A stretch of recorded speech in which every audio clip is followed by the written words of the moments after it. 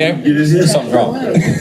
Oh, we moved it to 4. It was originally at 3. Who's not going to be here? Okay.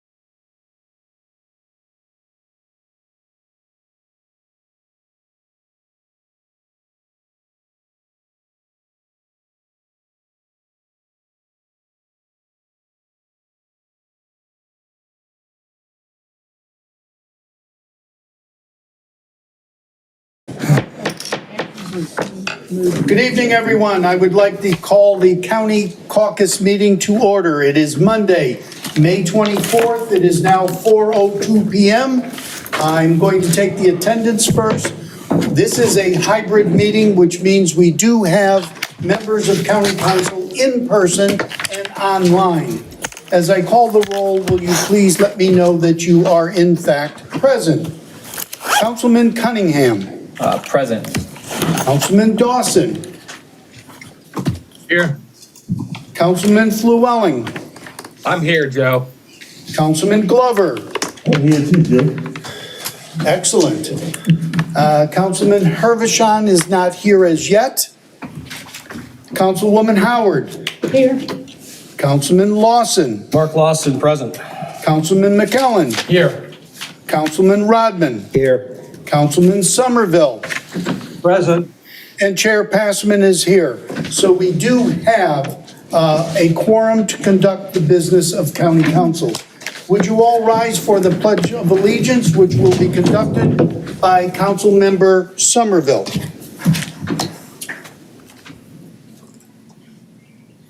Or not. Or not? I'll do Just let it. him know he's muted. Okay. Paul, do you know you're muted? No, actually, I didn't. Let me try this again. Okay. I pledge Allegiance to the flag of the United States of America and to the republic for which it stands, one nation, under God, indivisible, with liberty and justice for all.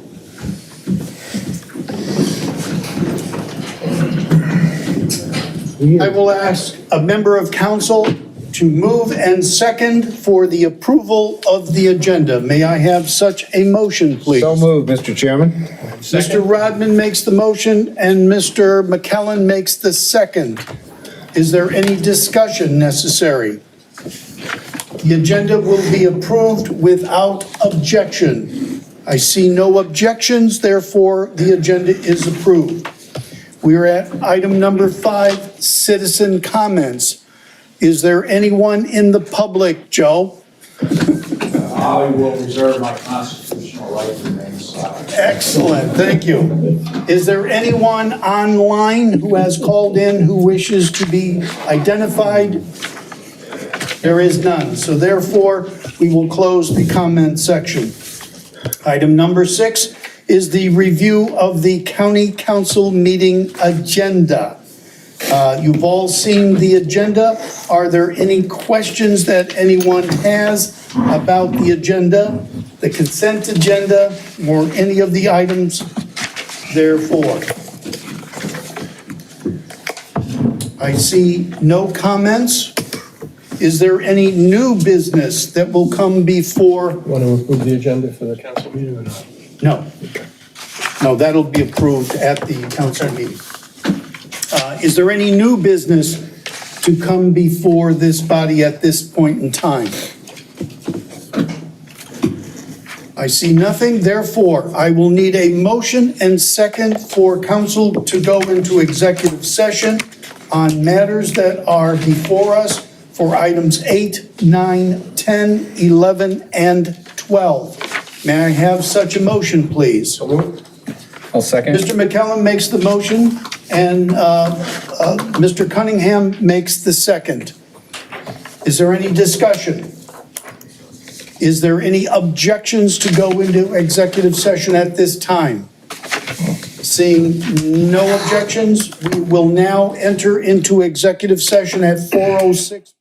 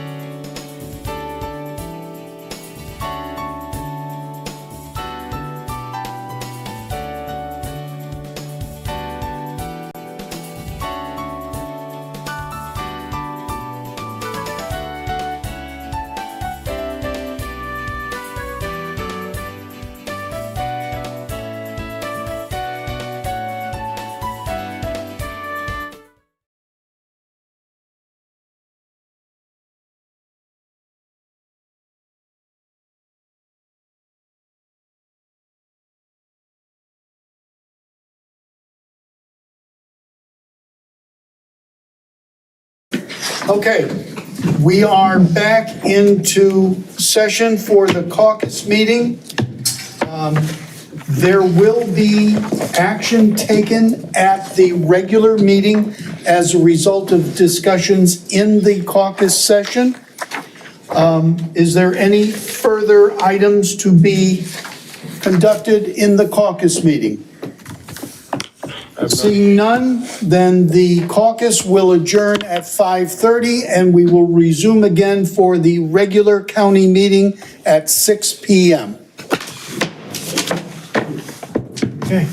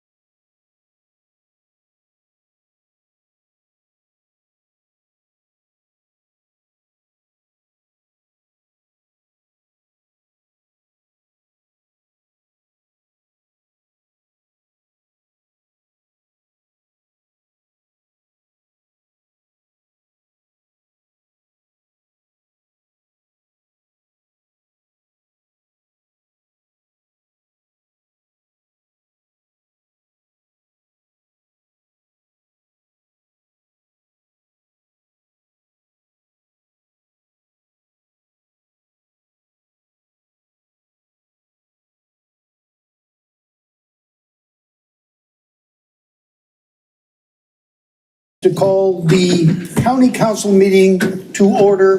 This is Monday, May 24th. It is 6 p.m. This is a hybrid meeting, which means we do have members of county council in person and online. As I call each council member's name, would you please acknowledge that you are present? Councilman Cunningham. Present and in person. Councilman Dawson. Here. Councilman Flewelling. I'm here. Councilman Glover. Here. Councilman Hervishon. Present. Councilwoman Howard. Here. Councilman Lawson. Mark Lawson, present. Councilman McKellen. Here. Councilman Rodman. Here. Councilman Somerville. Present. And the chair is present. All 11 members of council are here. Item number 2 is the Pledge of Allegiance. This is the month that we honor our military. It's Military Appreciation Month. Tonight, we have Lieutenant Colonel Jimmy Banton from Marine Corps Air Station who will conduct the Pledge of Allegiance. So would you please come forward? If you will all rise. Good evening, everyone. On behalf of Colonel Argast from the Air Station, thank you for inviting us. So join me. I pledge allegiance to the flag of the United States of America and to the republic for which it stands, one nation, under God, indivisible, with liberty and justice for all. Thank you. And thank you for your service. Public notice of this meeting has been published, posted, and distributed in compliance with South Carolina Freedom of Information Act. Item number 4 is the invocation, Paul's invocation. Oh, I'm sorry. Yes, thank you. I skipped that because I didn't see it on the screen. Paul, I can see you standing. Would you conduct the invocation, please? Yes, sir, I will. Please join me and bow your heads. Lord, make us an instrument of your peace. Where there is hatred, let us bring love. Where there is offense, let us bring pardon. Where there is discord, let us bring union. Where there is error, let us bring truth. Where there is doubt, let us bring faith. Where there is despair, let us bring hope. Where there is darkness, let us bring your light. Where there is sadness, let us bring joy. O Master, let us not seek as much to be consoled as to console, to be understood as to understand, to be loved as to love. For it is in giving that one receives, it is in self-forgetting that one finds, it is in pardoning that one is pardoned, it is in dying that one is raised to eternal life. Amen. Amen. Thank you. Okay, now I will ask a member of County Council to make a motion to approve the agenda for this evening. So moved, Mr. Chairman. Mr. Rodman makes the motion. Second. And Mr. McKellen makes the second. Is there any objection to approving the agenda? Looking around, I see no objections. Therefore, the agenda is approved. Item number 5 is our administrator report. Mr. Greenway. Thank you, Mr. Chairman. As I've customarily done since I've been in this role, I have recognized 5 employees. And tonight, the first employee I'm going to introduce to you all is a little bit emotional for me because she's one of the first people that I was introduced to when I came here to Beaufort County. So I'm going to ask Tamika Green Judge to come on up.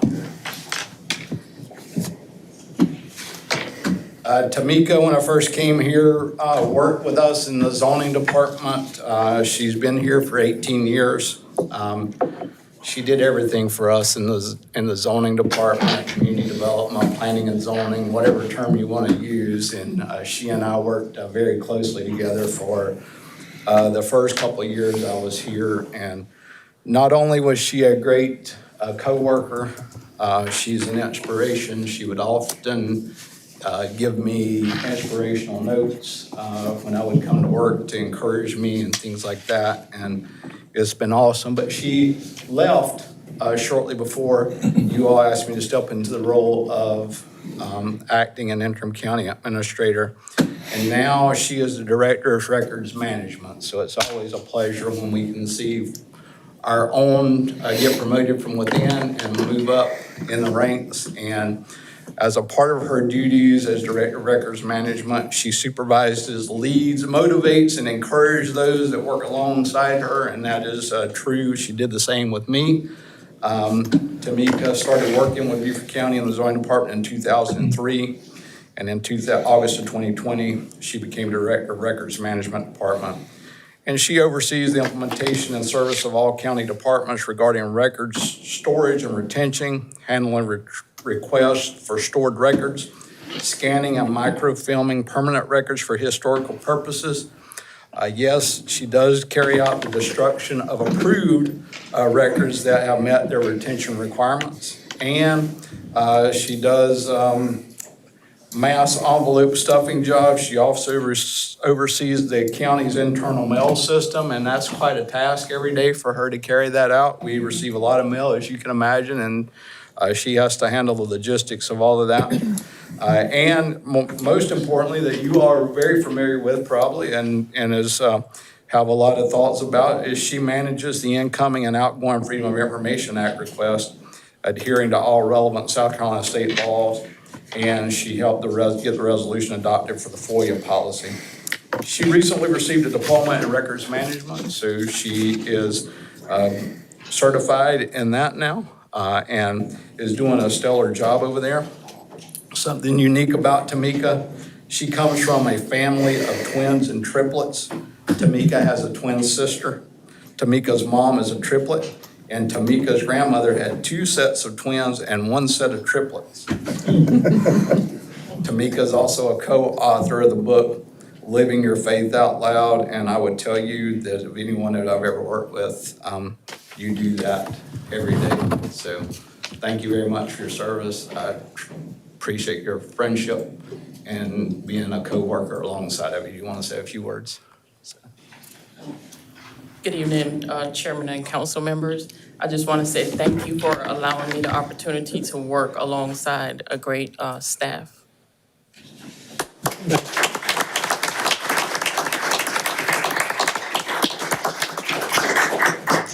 The next person I'm going to introduce to you, Miss Kathy Carter. She was probably also one of the first people I met whenever I came to work.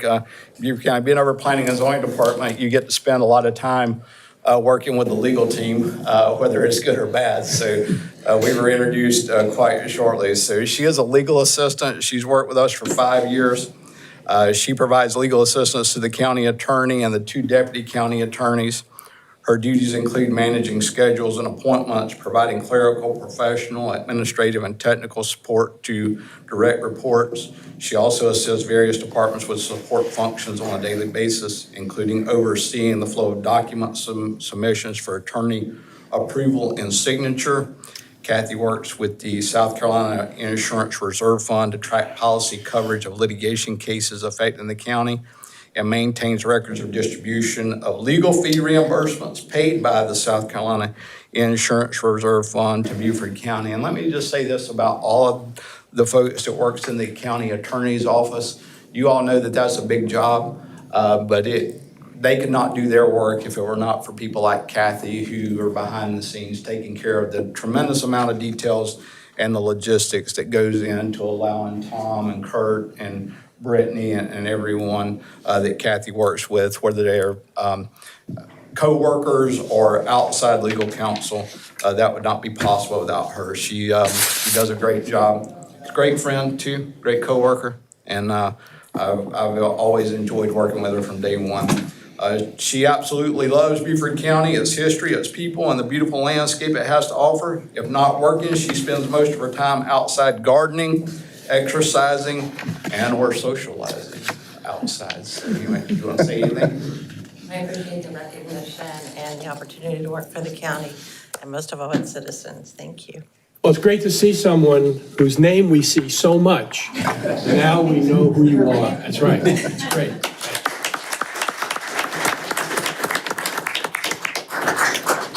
Our next three, I believe we have photos on the screen, and I'll hold off just a second until we get those up. The first individual is an employee with the Beaufort County Library System in the Bluffton branch named Bratton Deloach. He's a reference librarian.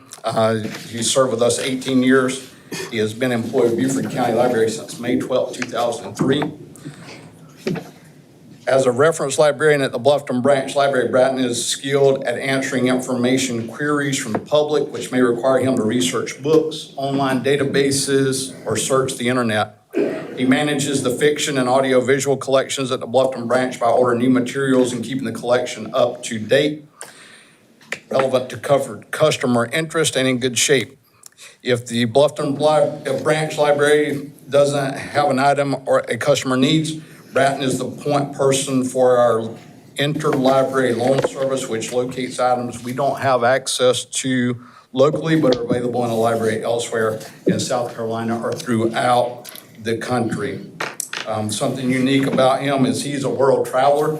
I'm gonna probably botch this name, but he has traveled to unique places such as Namibia, Morocco, Croatia, Slovakia, and Turkey. Among his travels, he taught English in Hungary for a year and visited Sevastopol State Technical University in Sevastopol, Crimea, to speak about solution-focused counseling techniques at their social adaptation and social work problems and perspectives conference.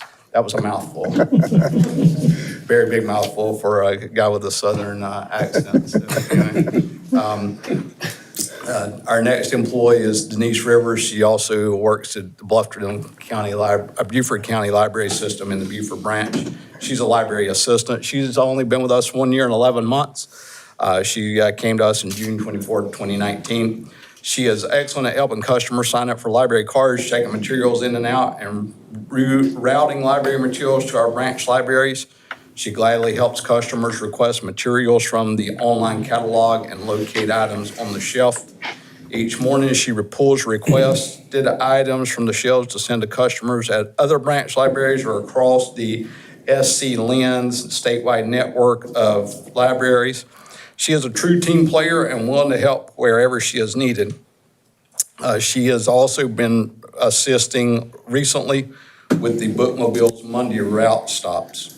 Although Denise loves working in the library, she admits she doesn't always read books every day, and that's quite all right. I certainly don't always read stuff either. In her free time, she enjoys camping and exploring the outdoors with friends and family. Let's give Bratton and Denise a round of applause. And then our final one this evening is also Beaufort County Library in our Hilton Head branch, Greg Crispell. He's the Youth Services Programmer. He's been with us 19 years and 7 months. As a Youth Services Programmer at the Hilton Head Branch Library, Greg presents creative and engaging specialty programs for children and teens. He also maintains a busy schedule of outreach visits to daycares, schools, and other child care centers. Library customers look forward to Greg's creative programs such as escape rooms, scavenger hunts, Lego Robotics Club, and stop-motion animation programs. As an added bonus, Greg has a special talent for acquiring prizes for our annual summer reading program. Over the years, Greg's enthusiasm for reading and discovery has encouraged thousands of children to get excited about reading. Greg is a natural performer. He has taken voiceover classes in New York and Atlanta to learn the art of narrating audiobooks and voicing cartoons. A few years ago, he put his training to use by participating in a local theater group that performed old-time radio scripts for residents at assisted living facilities.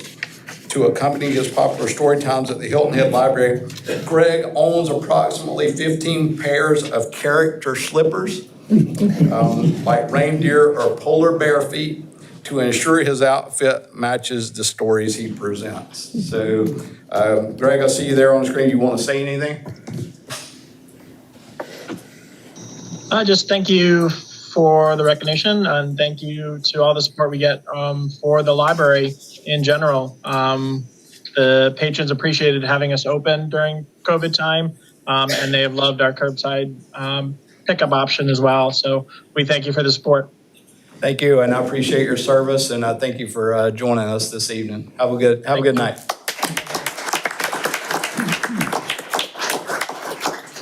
Two additional items I just need to go through really quick is one is the budget that you're going to see tonight. You received a lot of information over the weekend from some elected officials about potential changes to that, and I just want to speak to that particular issue a little bit. We were not in any way trying to say that elected officials did anything inappropriate or incorrectly with their budget submittals. There was, as you all know, as interim county administrator, I'm charged with the duties of presenting a budget and recommending a budget to you all. Sometimes that means that we have to disagree with elected officials. I want to commend Whitney Richland, Pinky Harriet, and Hayes Williams once again for their work. They worked around the clock to get this budget done.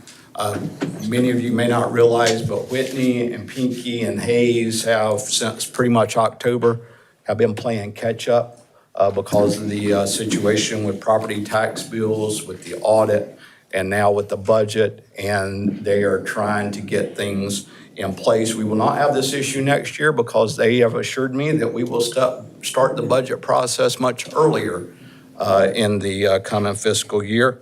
And I just wanted to say a few words about them and commend them for their work, and also to the elected officials that if we did miscommunicate, that was not intentional. It was a result of the situation that we were dealing with and trying to adjust. And then finally, many of you have brought up the issue of Facebook Live streaming. We have researched that particular issue. The problem with Facebook Live, as we see it at the staff level, and as council should be aware of, is that we have no way of being able to control the comments that are made on Facebook Live, and we cannot change those, and we cannot edit those, and we cannot turn those off. We had thought last week that we had the potential of being able to do that for Facebook Live, and if we could have done that and Facebook would allow us to do that, then we would do that, but we could face some severe penalties if we allow stuff to come into our system and comments that we cannot edit and things like that, if someone would say something that would violate communication standards and things like that. And so what we're going to recommend to council and to the chairman, what we recommended is that we put a link at each meeting on the Facebook channel, on our Facebook channel when the meeting starts, that someone can click on, and that will take them over to the YouTube channel where we can suspend those comments. And the reason we're doing that is because the public comment process is defined for people to come in online, or they can submit something in writing, or as you see here this evening, they can attend the meetings in person. So that's our recommendation. And Mr. Chairman, I don't know if you have anything else you want to say, or if you want to have Patrick Hill come up and elaborate on that. I did speak to Patrick about this because we have 4 specific ways right now where people can attend this meeting. First and foremost, in person, which we are doing tonight. There are other people who want to attend, but because of their situation, they cannot attend in person, but they do want to participate in the meeting, and you're going to see that this evening. So we have the ability for them to follow the link where we can click on that link because they're part of the Zoom portion of the meeting and can participate. We've actually passed an ordinance ourselves allowing us to do that as if we were in person. If people just want to see what is going on but not participate, they have 2 means of doing that. If they have cable television, they can use Hargrave's or Spectrum's channel to watch it, and there are people watching us now. The other way is YouTube. They do not have the ability to have Hargrave or Spectrum, but do have the internet. They can, in fact, do that. Certainly, we want to have the ability to communicate with as many people as possible. So I've asked our IT staff and Patrick will address it even further about exactly how we could make that link work. So if there's any other thing you need to add, Patrick, please do. I think you did a fantastic job articulating what some of our pain points are and some of the ways that citizens can see what's going on the council meetings. We did that today. We posted the link as well today and listed the various channels that you can watch and then the time that it happened, and it'll click on it, it'll take you directly to the YouTube Live. Great, thank you. Okay. Okay. That concludes my report, Mr. Chairman. Thank you very much. Thank you, sir. Okay, Ms. Howard is going to read a proclamation, so if you will go to the podium, please, honoring Michael Matthews for his work on the Rural and Critical Lands Board. Sure. Councilwoman Howard. Yes, we have some board members. Excellent. Unfortunately, Michael Matthews, you want us to read it to you or to the audience? Please read it to the audience. Okay. We can see it at our seats. Unfortunately, Michael Matthews is moving away from Beaufort County, and he will not be our chairman. He's been a great chairman, very strong chairman for our board. I think we all agree with that, and I would like to read this proclamation. And afterwards, if any of you would like to say anything too, please. I know this is kind of emotional for us, for him to be leaving. But whereas Michael Matthews has served Beaufort County on the Rural and Critical Lands Preservation Board since 2014, and whereas Mr. Matthews served as chairman of the board from 2017 until his recent resignation in 2021, and whereas Mr. Matthews was instrumental in the changes made and implemented to the land acquisition procedures in which 1,256 acres have been acquired in the program since his tenure.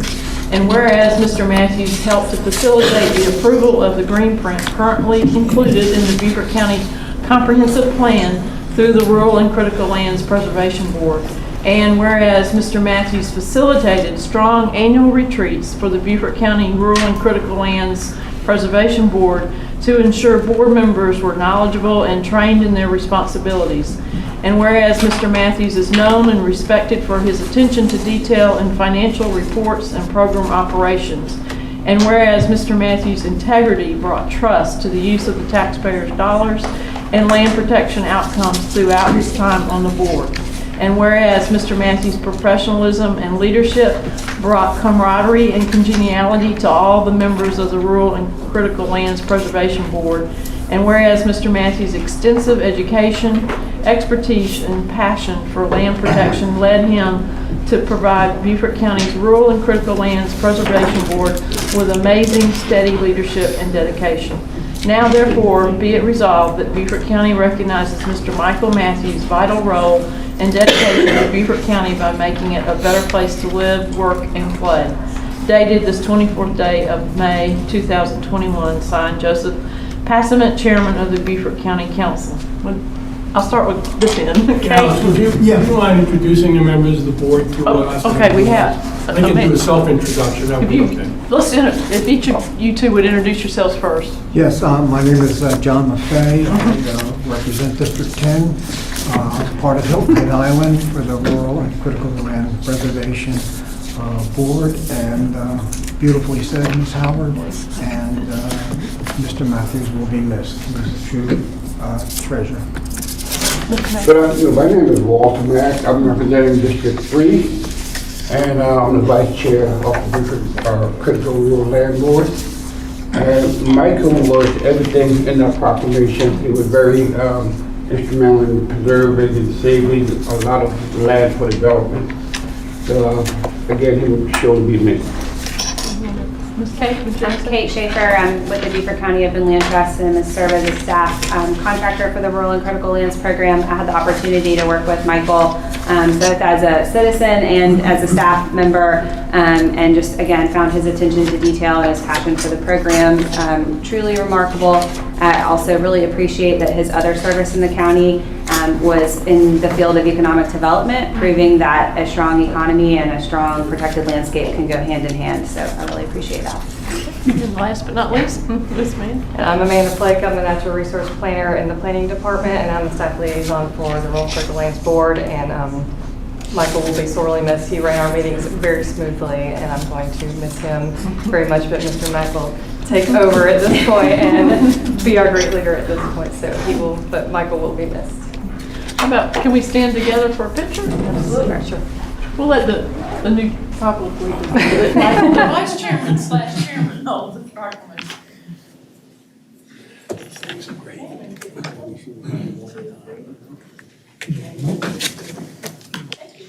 He ran a strong,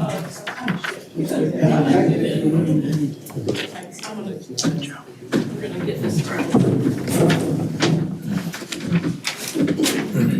Mr. Chairman, should I say something? Yes, sir. I appreciate it.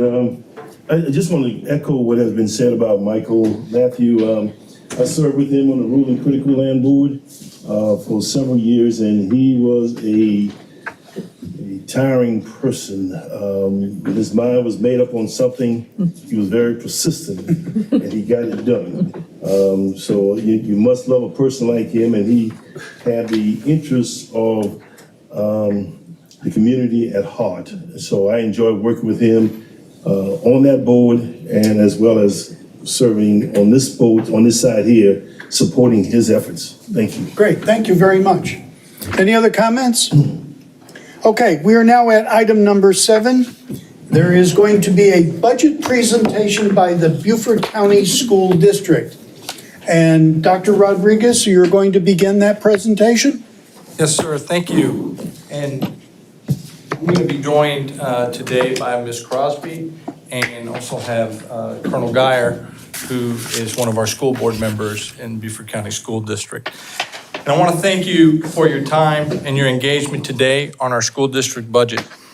As we entered into this budget cycle, primary on our mind is the impact that this pandemic is having and the work that lies ahead to accelerate the academic recovery of our students. Our early childhood programming has been significantly impacted due to parents opting to keep their pre-K students and kindergarten children at home this year during the pandemic. Many chose to do that.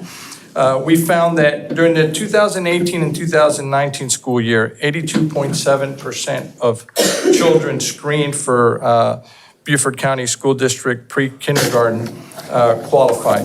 And the qualifications for pre-kindergarten include children that fall below the 50th percentile developmentally on the developmental indicators for the assessment of learning, and or have high risk factors determined by the State Department of Education through a criteria that they have in place. Additionally, the state projects that 7 out of 10 students in grades 3 through 8 across the state are not performing on grade level this current year due to the pandemic impact. And there is the potential for graduation rates to be negatively affected by the pandemic as well. As we emerge from the pandemic, this is the very real academic impact that COVID-19 has had. We believe that there's a real need for a multi-pronged approach. For instance, launching a family engagement initiative that's designed to support families in staying engaged and in understanding how best to support their child's academic progress from the home front, as well as partnering with them for their social and emotional well-being. Launch academic recovery after-school programming to accelerate student learning, and target early childhood education expansion where possible as a long-term strategy. We believe that building systems that have been lacking within the school districts that are focused on progress monitoring and continuous improvement to help accelerate the academic recovery effort are essential, and that these initiatives require personnel and substantial professional development. As for our educators and our support staff, we want to make sure that we're recruiting high-quality talent, compensating our talent, and developing our talent in order to retain them. This will include, for example, Ms. Crosby is going to talk about it a bit later, but in terms of impacts about steps that they haven't had or lost in other years. And so at this time, I'm going to ask Ms. Crosby to join me up here and provide some detailed information as we move forward, and I'll be back in a minute. Good evening. It's a pleasure to be with you this evening to discuss the fiscal year 2021-22 school district budget. I'm Tanya Crosby, the Chief Financial Officer. We would have normally come to you a little sooner in the year, but as you heard earlier, there were a few delays on gathering data near the beginning of the year, not only locally, but at the state level. The state's still working on some things in their appropriations bill.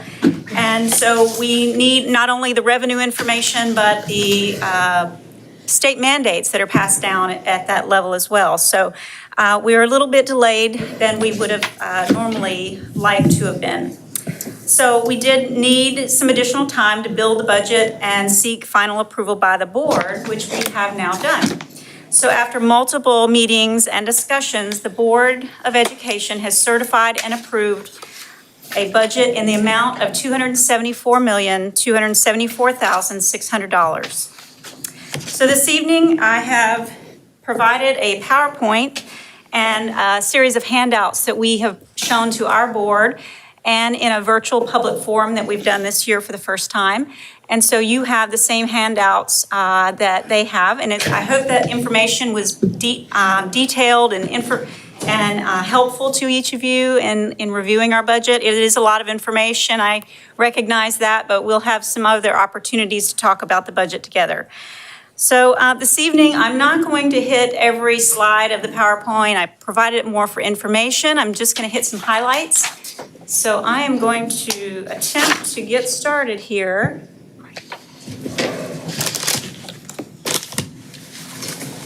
Okay. So of course, Dr. Rodriguez went over many of our challenges so far this year with learning loss, already having an achievement gap, under and unfunded mandates, teacher recruitment and retention, and delayed data coming from local and state levels.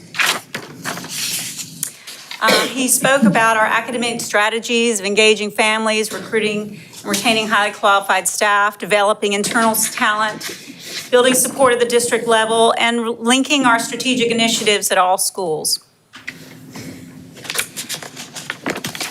It's a little slow on the gun this evening.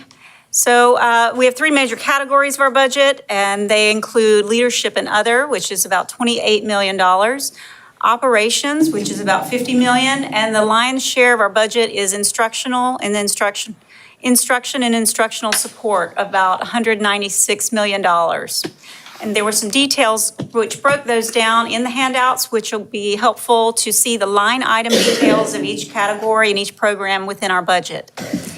So this is the detail from the approved budget of the prior year to the approved budget of the new year and the increases and decreases within. So the primary thing I'd like to mention is the 2021 budget is actually the same as the 1920 budget as well. So we've had the same budget for 2 years. As a result of the closure last year and the continuing resolution at the state level, we held the budget for the first time in my history with the district of 20 years. We saw no increase in the budget. So you'll see here that state and federal mandates make up 39% of the budget. Other employee compensation and benefit increases account for 21%. We have operational increases, which are generally our contractual or service providers, such as maintenance and custodial. Student achievement, we have some funding to address student achievement. You'll see more later in the pandemic funds as we review those at the end of the presentation. District support, safety and security, and efficiency study. So I'll talk a little bit more about those shortly. So the lion's share of this budget has compensation increases for employees. Approximately $7 million has increases for teachers. As the largest employer in Beaufort County with almost 3,000 full-time employees, it is no surprise that the largest increase is in that category. It makes sense that 2/3 of the increases in this budget are for compensation and benefits. Pay increases for teachers are $7 million, and pay increases for administrative and classified are about $3 million, and benefits are another $3 million, which make up total compensation and benefits for existing staff to be about $13 million. So to break those down a little, you'll see here in the slide is increases for teachers. So there are 3 step increases for teachers here. One is actually the step increase that is a retroactively mandated increase for the current fiscal year. So the governor mandated that the step increase that was waived earlier in the year will now be given, and it must be given by June 15th. So the district will be paying that out on our next payday, but that increase was not budgeted in the current year, so that must be budgeted in the new year since it is recurring.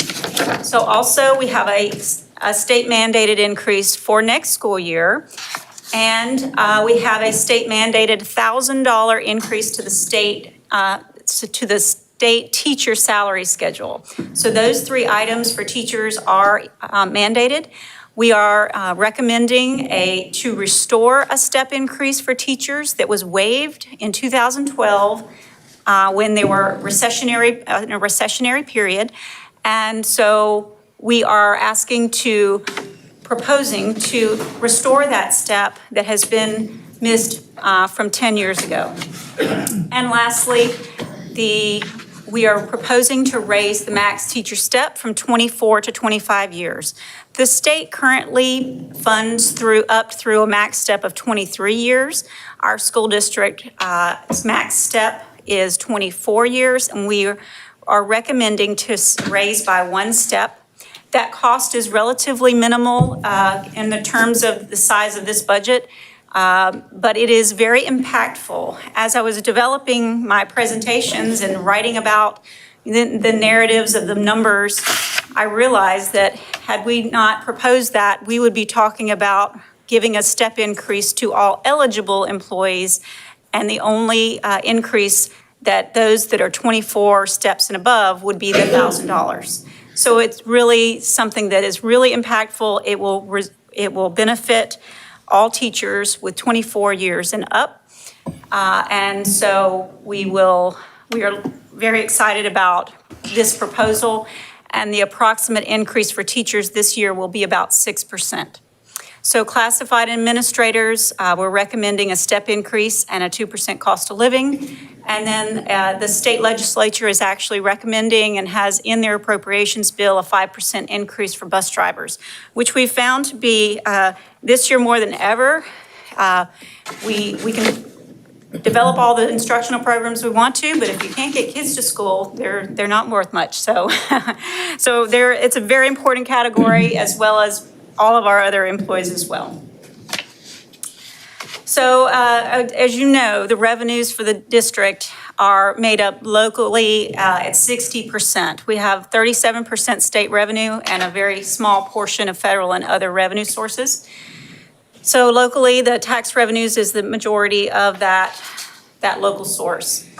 And our state revenues, there are a couple of major categories: EFA, Education Finance Act, state aid to classrooms, Act 388, our Tier 3 reimbursement, and some other state property taxes, with this EFA being a smaller portion, which EFA is the state funding formula, primary state funding formula of South Carolina for school districts. However, Beaufort, it receives the smallest percentage of base student cost in the entire state due to our perceived wealth based on assessed value. So we're at 24%. So when the state allocates $2,500 per pupil, which they have this year with, I believe there's a recent proposal to raise to $2,516, we receive about $600 per student.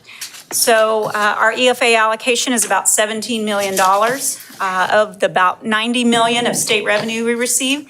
So as you can see, on a scale of the size of the budget that we have, this is relatively, it's an important source of revenue, but it is relatively minimal compared to some of the other sources that we have. So, so we look to, the state revenue is basically based on an index of tax-paying ability. And so Beaufort, as a high assessed value as compared to other districts throughout the state, has an index that shows that we have the capability to tax locally to support the local school district. And so those taxes in the school operations funds are not taxed on primary residences as a result of Act 388. They are taxed on non-owner occupied vehicles and businesses and other properties such as that. This slide is pretty busy, and I know it's very difficult to see on the screen, but our tax revenue at this point, and I'm having trouble seeing it myself, it's up there so small. Let me get to that. Tax revenue was at April 15th, was collected at, our revenues were reported at 98.5% this year. So we are on track as compared to some of the other years across the green line, comparable to 2017 and 18. In those years, we received about 2.6 million or 3.8 million in excess in those years. So I believe we are on track to receive about a $2 million excess in tax revenue in our general fund operations. So that is something that I incorporated into our projected actuals. That is not something we've seen in the last 2 years. So it's very encouraging to see and be able to project something that we may be able to receive in excess of the budgeted amount. So with the emphasis on our budget being on the local side to support the operations of the district, we are looking to propose a millage increase to support the items that are remaining outside of what state revenue will cover. So overall, our state revenues account for about $7.5 million of the total increases. We believe that the millage with the excess that we're reporting and some growth will account for about another $2.5 million without an increase. Beyond that, we are looking for a potential tax increase through our Act 388 millage cap.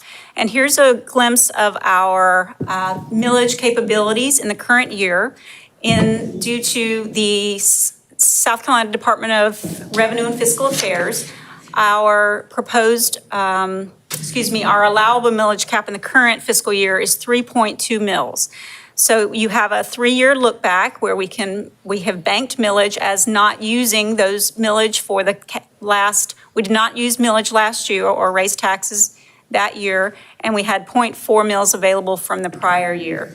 So all in all, these total 7.6 mils, and we are proposing to utilize 121.6 mils for this budget. This is a 10-year trend of graphic for the millage. You'll see a gradual increase over the years. The years in red are reassessment years. So you'll see 2018, I believe it is, 2019 actually, we had a dip in the reassessment with a rollback, and then we were able to bring forward and increase that back to almost the same level as 2018. So at the current level we are about the same millage as fiscal year 2018.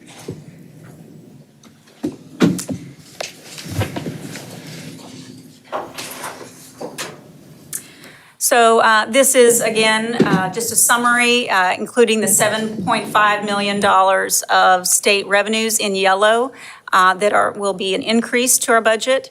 And that does include $2.5 million of what we call indirect cost. It's actually a transfer coming from our federal funds and grants into the general fund to help support the general fund operations. And in red at the top and your green row is the local tax revenues that will be needed to support the budget.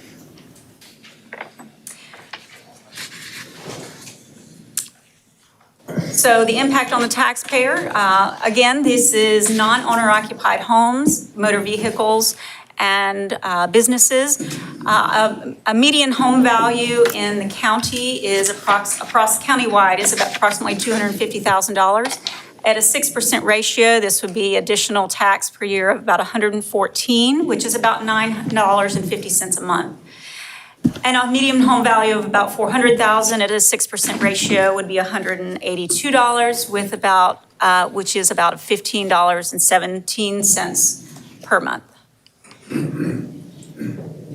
And this is a summary of the general fund just by local, state, and federal categories, as well as instructional support and other, and for the totals that we mentioned earlier.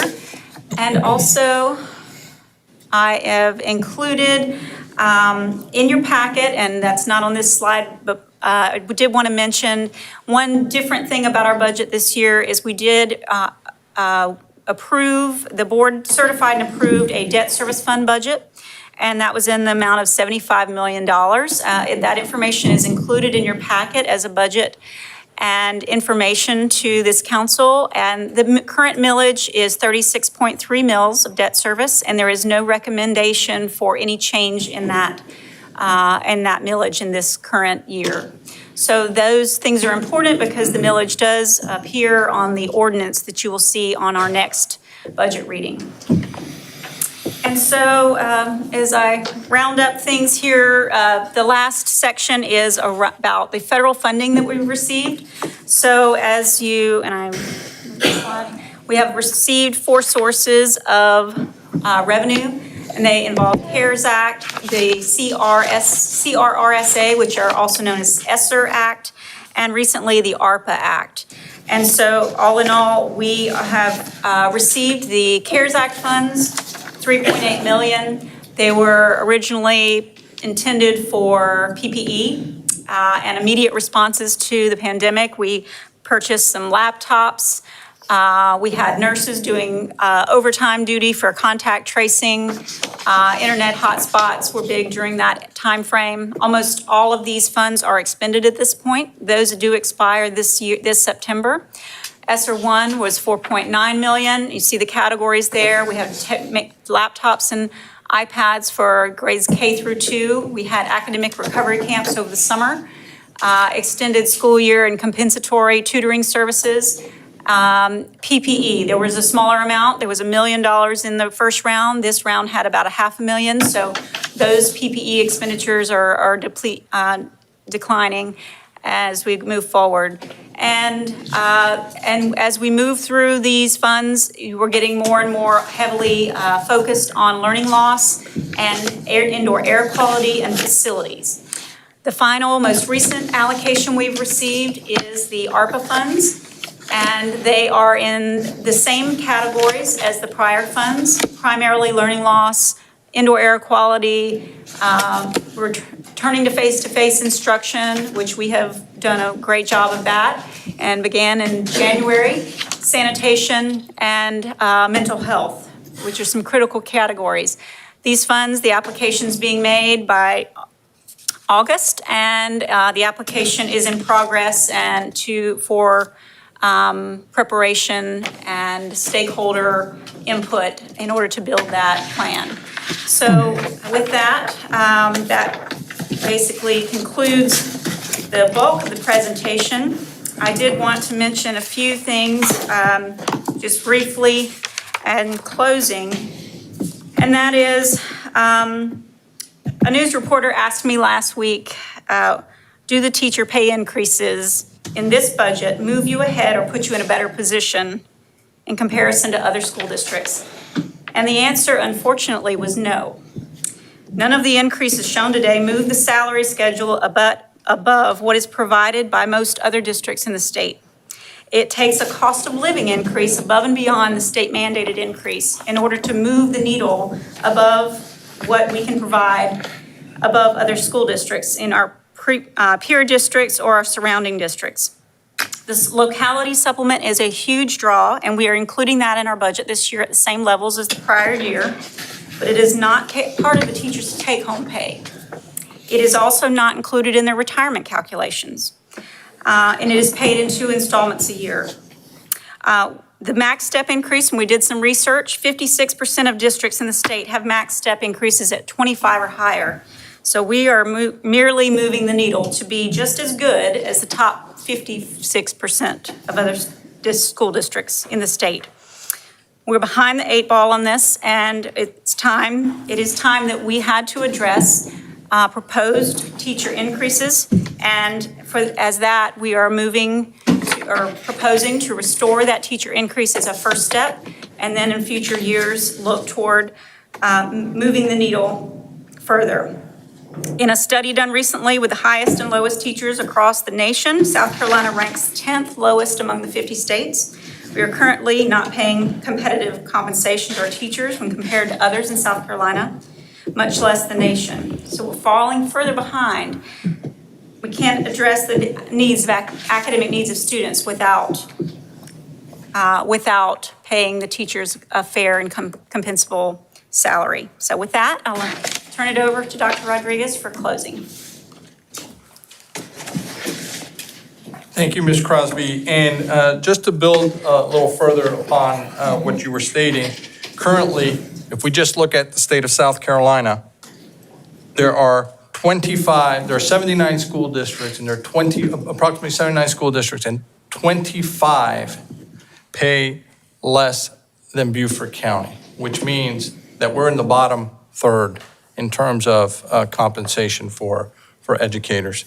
I want to thank you for your engagement this evening. Districts all over the state are competing for talent because we know it takes talent to move the needle on student achievement. And we're all competing for talent, and we need to compensate our employees to not only keep them here, but to recruit new talent. It's been an unprecedented year that's going to require an unprecedented response. And the funds in this budget will help make great headway towards making sure that Beaufort County children can reach their highest potential. I want to thank you for your time this evening. And I understand Board Chairman Dr. Quaz would like to make a comment. I'm not regarding the budget. It was Okay, regarding school impact fees, so when you get to your citizens' comments. very good. We'll call you then. Thank you. Thank you. Thank you. Okay. Is there any comments that members of council would like to make? Do we want to make those now or when we get to it on the agenda? You can certainly make them now if you want, or wait till the agenda item. Wait. Okay. Thank you. Thank you. Since he's up here, appreciate you, Dr. Rodriguez, being here. I was reading through your strategic plan for the district, and I must commend you on that. It's very aggressive. I would love to know the benchmark at this time. For example, you are looking at 91 graduation rate. So I don't know where it is now, and but you're trying to achieve 91, and I think that's really highly commendable on your part to do that. And there are some other things in your strategic plan. I'd just like to know measurable goals and indicators and stuff that you will have. But the most concern I have, one of the concern I have here is broadband in rural areas. And I see in some of your funding, there are some educational technology funding. I'm just wondering, the county has been embracing broadband in rural community, and I know the federal government is talking about it, the state is talking about it. And I'm just wondering whether on a local level, the county, the school district can kind of pull together resources to bring that about. It's critical in my community because we just don't have access in some areas to broadband. Yes, sir. There are a few communities in our county that where the broadband component is obviously is needed and is also an issue with an impact. So one of the things that we as a school district did was to go out and purchase what they call MiFi devices that would allow our students to engage through really it's through cell towers and cell service that those MiFi devices work, and you could connect several devices to it that would function for service to be able to engage online instruction or any of that. I'm proud that our district provided an opportunity for our families and our communities who needed a virtual experience. And we started that way, but we quickly transitioned in October to bringing students in face-to-face, and then moved in January to 5 days a week face-to-face along with the virtual component. We have those devices we were utilizing to support our student and their education there. I know that we engage in discussions around different communities that needed broadband access, and there were some state funding for that specifically, but those were for like shelf projects that were on the shelf that had a short time to turn around. Ms. Crosby, is that particular component something that the district could engage in with a local community? Yes, absolutely, yes. In fact, we held our one series of stakeholder meetings on Wednesday, and that was one of the topics that emerged as to working with our partners in the county to enhance the broadband services throughout the district. So, and which is. And all I'm saying is that we need to work together to pool our resources to make that a reality for a permanent solution, not the temporary. Because even with hotspots, there's some areas that's still not receiving it. So it's it's a problem. And just last week, I was invited to engage with the local task force around, these ARPA funds. And one of the key components I think that they were looking at is the broadband piece. So. Okay, thank you. Thank you. We're going to deal with that from the county perspective. That's just one of our projects. Partner up with all the resources we can. Yes, sir. Thank you. Okay, thank you for your presentation. Okay, we've come to the point where we're going to have our first citizen comments, and I would like to state that we certainly welcome citizen comments during portions of this meeting. Our rules and procedures state that we allow public comment during our meetings. Therefore, in doing so, council has established rules on how we receive input from our citizens. Any person desiring to address council during public comment may do so by submitting a request to be heard, as we see this evening, submitted to the clerk of council, either prior to the meeting or at the beginning of the meeting. Citizen comment portions of the meetings are established to allow members of the public who are recognized to speak to address council and shall limit their comments to 3 minutes. We allow for 2 15-minute segments. We have several people who want to speak. We are going to go over the 15 minutes, but we still have an agenda to get through, so we're going to ask for brevity. Address the chairman in speaking, confine themselves to the jurisdiction of council, and please be mindful and respectful of those who are present and others who may be watching on television. That being said, the first person who wishes to speak is Floyd Shannon. Will you please come forward? Good evening, sir. You have 3 minutes. Thank you for the opportunity to meet with you tonight. My name again is Floyd Shannon. I speak on behalf of all Beaufort County residents who live on a dirt road. The purpose of my comment to you as the council is just inform you of our serious plight. In 2019, a 1-cent sales tax was passed for the stated purpose of maintaining and improving roads. I noticed on my property tax this year, there was also another increase for roads. Since that time, maintenance has deteriorated drastically. I live on Wetzel Road. It was graded 7 times in 2020. That is slightly less than once every 2 months. If you live on a dirt road, you know that is substantially inadequate. I spent a lot of time in 2020 on the phone calling different people, to try to find out what the problem was. Well, I found out. They started work on Beaufort Road, the county did, 5 weeks ago. And it took the grader 1 week. The grader has been on that road 5 weeks. It was there today when I come to the meeting. So 4 weeks of that, it sat idle and was not productive anywhere.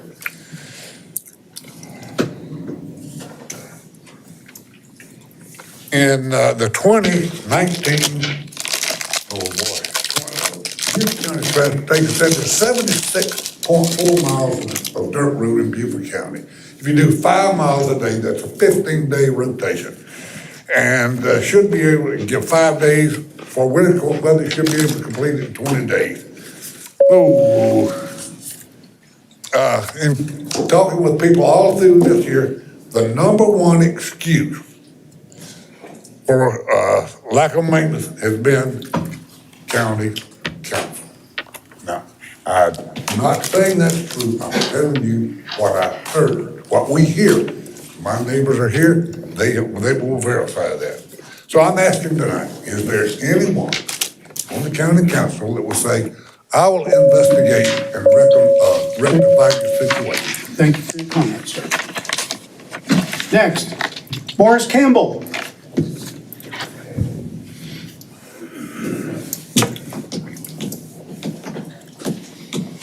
Good evening, Mr. Campbell. Good evening, Honorable Chairman Passerman and honorable members of council. Thank you for this opportunity.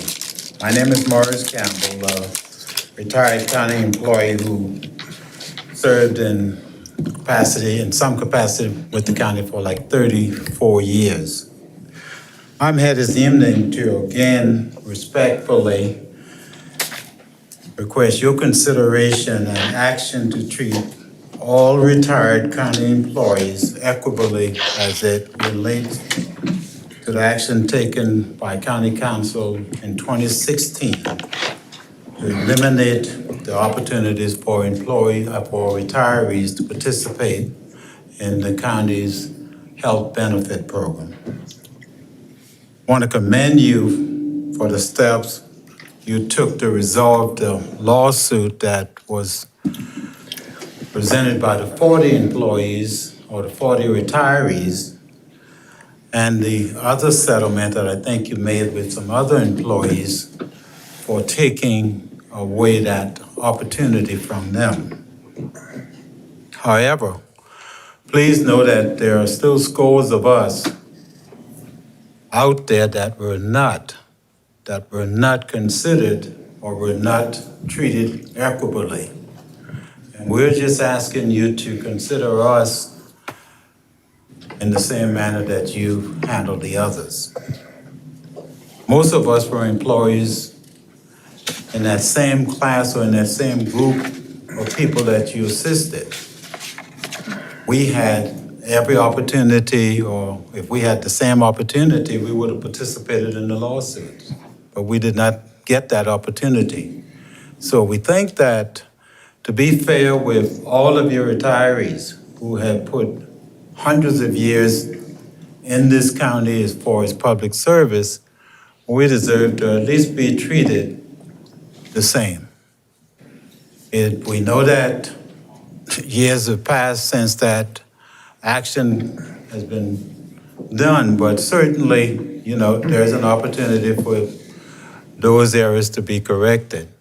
This evening, we have a number of retirees in the audience with me, and we would ask that you respectfully respect them as we respected the others who took the route of filing a lawsuit. So we thank you again for listening to us, and we hope that you would do something to remedy what we think was an unfortunate and unfair treatment of your retirees. At this time, I'm gonna ask those retirees that are in attendance to please just raise your hand so that they will know that there are some retirees who have come out to support this effort. Thank you, Mr. Chairman. Thank you. Thank you for your comments. Mr. Campbell, before you step away, could you see me afterwards so I could give you my information? Okay. Thank you, sir. Danny and Brenda, you're here to add to what Mr. Floyd? Good. Yes, please come forward. Take 3 minutes.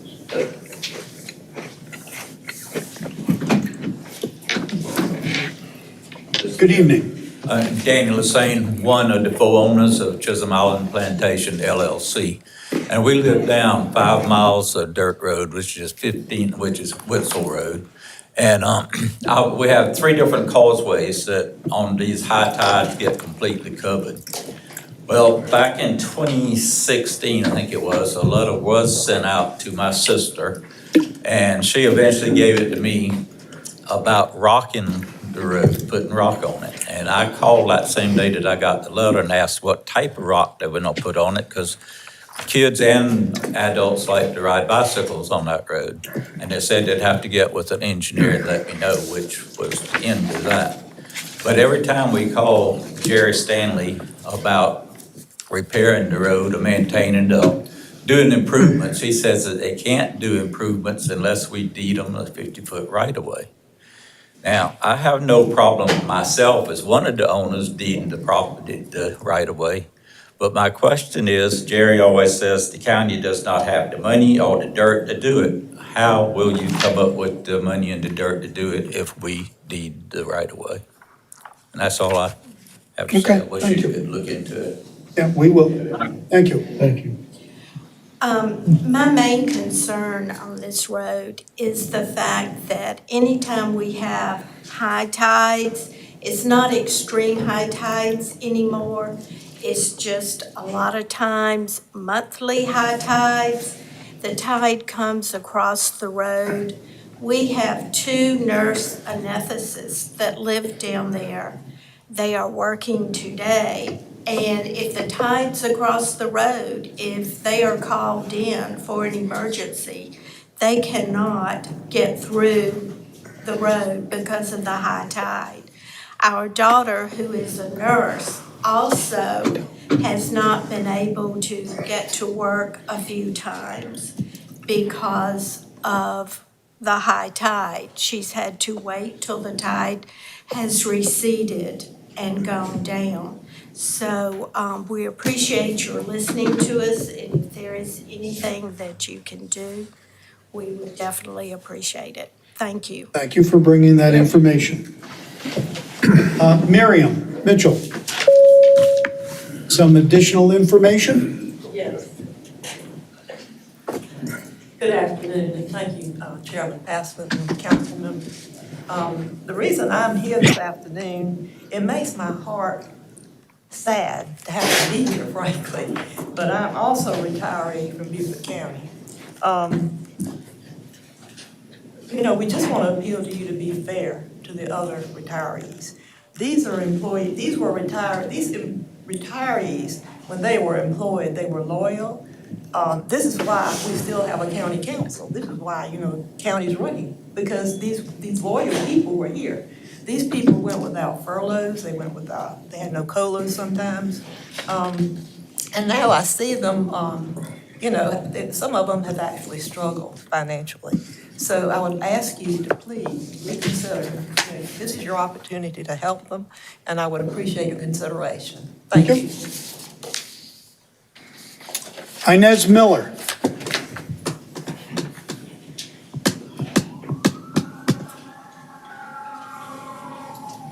Good afternoon, Council and members of Council. My name is Inez Miller. I'm a resident of St. Helena Island, South Carolina, and I'm here to speak on behalf of your comprehensive plan.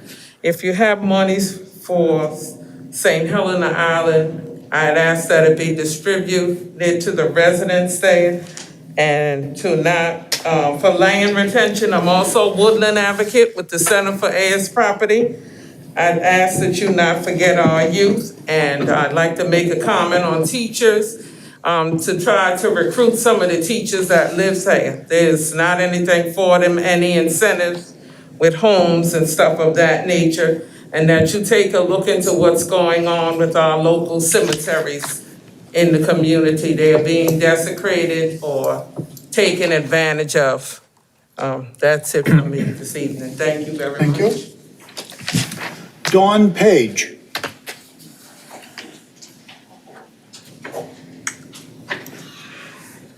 Anyway, thank you.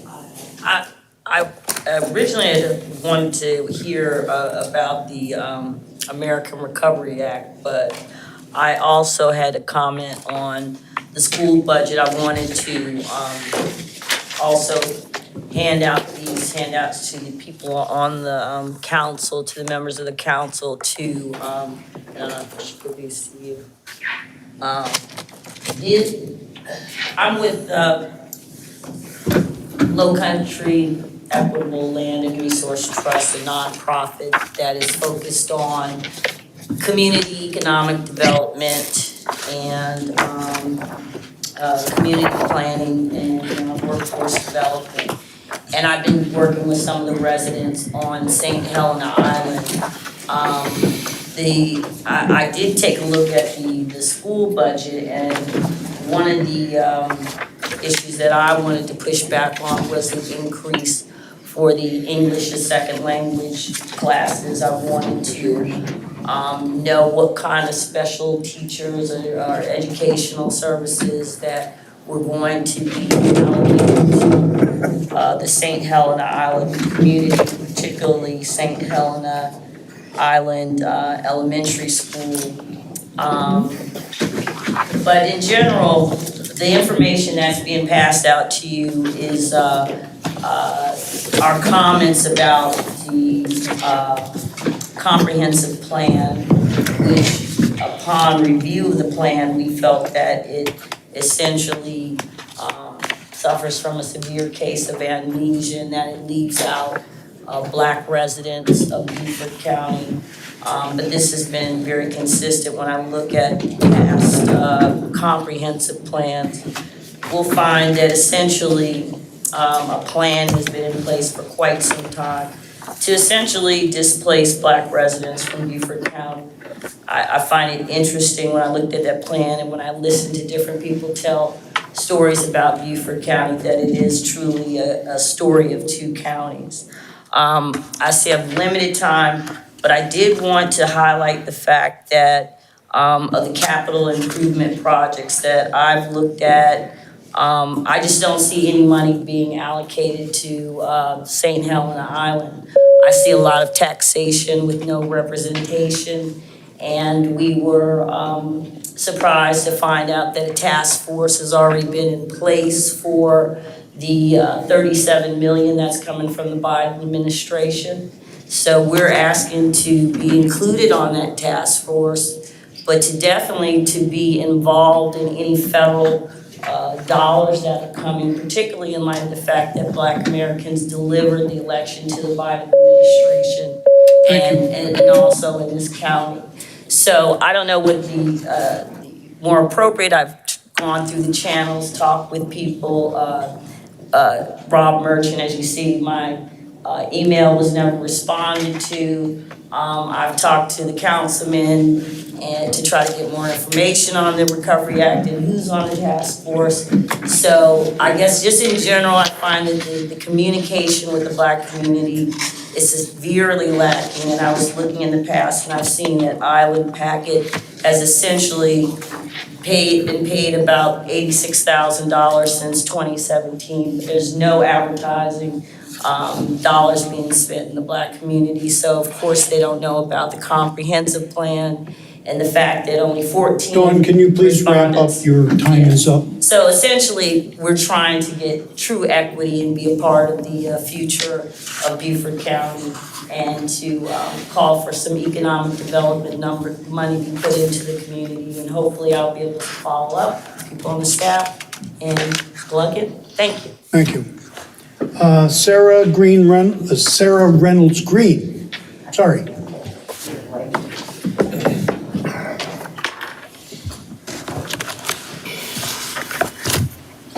Good evening, everyone. Thank you for having us here. I'm Sarah Reynolds Green, and I am here to acknowledge that I'm a part of the Gullah community on St. Helena Island, and a lot of things are coming by us, and we're not aware of it. And I think that is the problem. We're hearing about things after the fact, and I wanted to know how can we remedy that situation, because everything I've read about the comprehensive plan, the passage of the American Rescue Act, is for all the residents of Beaufort County. And the task force that Dawn mentioned, we don't know who's on the task force, if our needs and our concerns are addressed. So, as well as Dr. Rodriguez with the Beaufort County School District, I work for the district. And knowing that funding is coming to help with the loss of education that the children suffered during the pandemic, St. Helena needs to have a representation there to make sure that our students are getting what they need. So I want to thank you all for listening. Thank you. Larry Holman.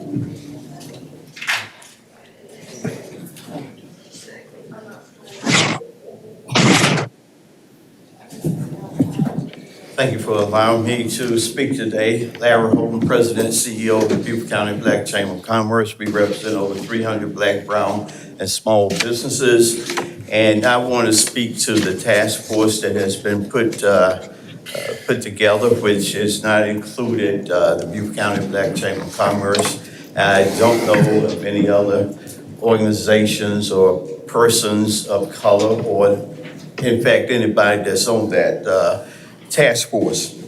But the executive order from President Biden states that for the purpose of this order, the term equity means the consistent and systematic, fair, justice, impartial treatment of all individuals, including individuals who belong to underserved communities that have been denied such treatment, such as Black, Latino, Indigenous, Native Americans, Asian Americans, Pacific Islanders, LGBTO persons with disabilities, persons who live in rural areas, and persons otherwise adversely affected by persistent poverty and systemic racism.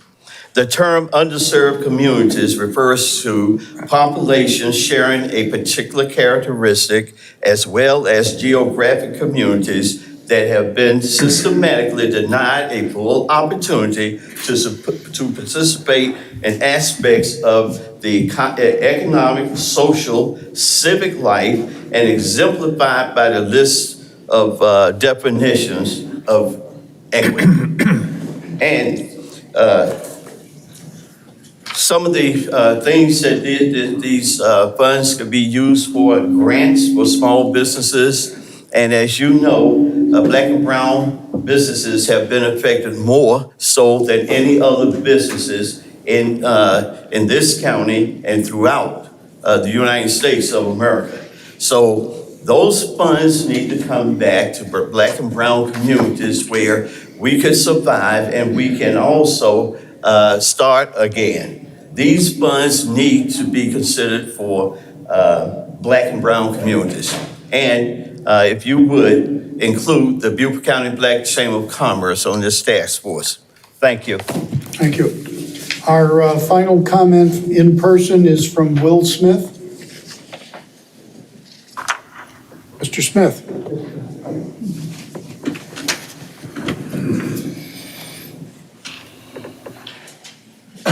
Good afternoon, Council. I would like to address some of the same issues that were addressed, especially with Mr. Holman. I will echo what he just said, as well as when it comes to the American plan. I would just call your attention to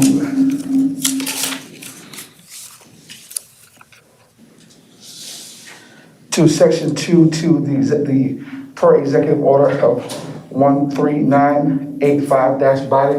When you get times, I hope that you will go and read that, because that particularly It not just states about the African American black people, it also states different people that Mr. Hogan just basically read it to you. And this is very important that at some point in time that we start involving everyone, because it's a good thing to create a task force, but the question is, who on that task force represent every areas of poverty? Who on that task force represent the minority people that who have our best interests at hand? Because we know when you pull up a chair to that table, you're going to that table with with some type of reserve of what you want. You're not just going to that table to sit there and listen. You have some ideas in your mind. So my question is, I won't bring a problem without bringing a solution. You created a task force. Let's bring some transparency in that task force. And also, we would like a seat at the table in our community to know that out of this 37 or 38 million that you're getting, that we will get our fair shake, and at the end of the day, that it will just not be built on structure buildings and stuff that will not help the people who are from Beaufort, South Carolina, not people who've just moved here. It is a time, it's clear spelled out where the money is allocated for. The money should be allocated there. That's the first thing. The second thing is this. It is the 20-year land use plan. That plan does not create things for people of 30 to 35 to 40 on down, because you be coming up with a 20-year land use plan. That plan, I told the planning commission that plan should have went to the high school, to the juniors and seniors, because some of these people unfortunately on council may not even be here in 20 years. This plan should be heard and have vibrant feedback from everyone in this community, because it doesn't just affect, when I speak, I'm speaking about the people who did the actual who commented on the plan. And when the people who commented on the plan are from Sun City, Hilton Head, people from this side of Broad, unincorporated areas, did not, I'm right now, Mr. Chairman, give me just a second. They did not comment on that plan. So what that tells me, send the message to my memory box, is that we need to go back out and assess and see what people are thinking, because let's surrender me for the we, and it's time that we do that in this county. Thank you, County Council. Have a good night. Okay, Christina, now is the time for you to make your comments. Okay, thank you. Can you hear me? I can. Okay. Good evening, Chairman Passament, council members, and everyone in attendance. I am Christina Guads, Chairwoman of the Beaufort County Board of Education, and tonight I am speaking on behalf of the board. Nearly 1 year ago, the Beaufort County Board of Education voted unanimously, 10-0 with one member absent, to recommend to the Beaufort County Council to implement school impact fees for new residential development south of the Broad River. The school impact fees approved by the board were $9,535 per single family home and $4,508 per unit for multifamily dwellings. These one-time fees collected at the time the building permit is issued subsidize new growth related infrastructure needed as a result of property development and take into account the 2019 successful school bond referendum to avoid double billing property owners. Home builders and realtors often oppose school impact fees because they are thought to deter development. This does not appear to be true. Fort Mill School District in York County, South Carolina, has had school impact fees for more than 2 decades. York County has been growing rapidly for years and is ranked toward the top of the nation in job growth by county. If Beaufort County wants to attract development that is beneficial to its citizens while maintaining the quality of the school district, then school impact fees must be part of the funding equation. Thank you. Thank you.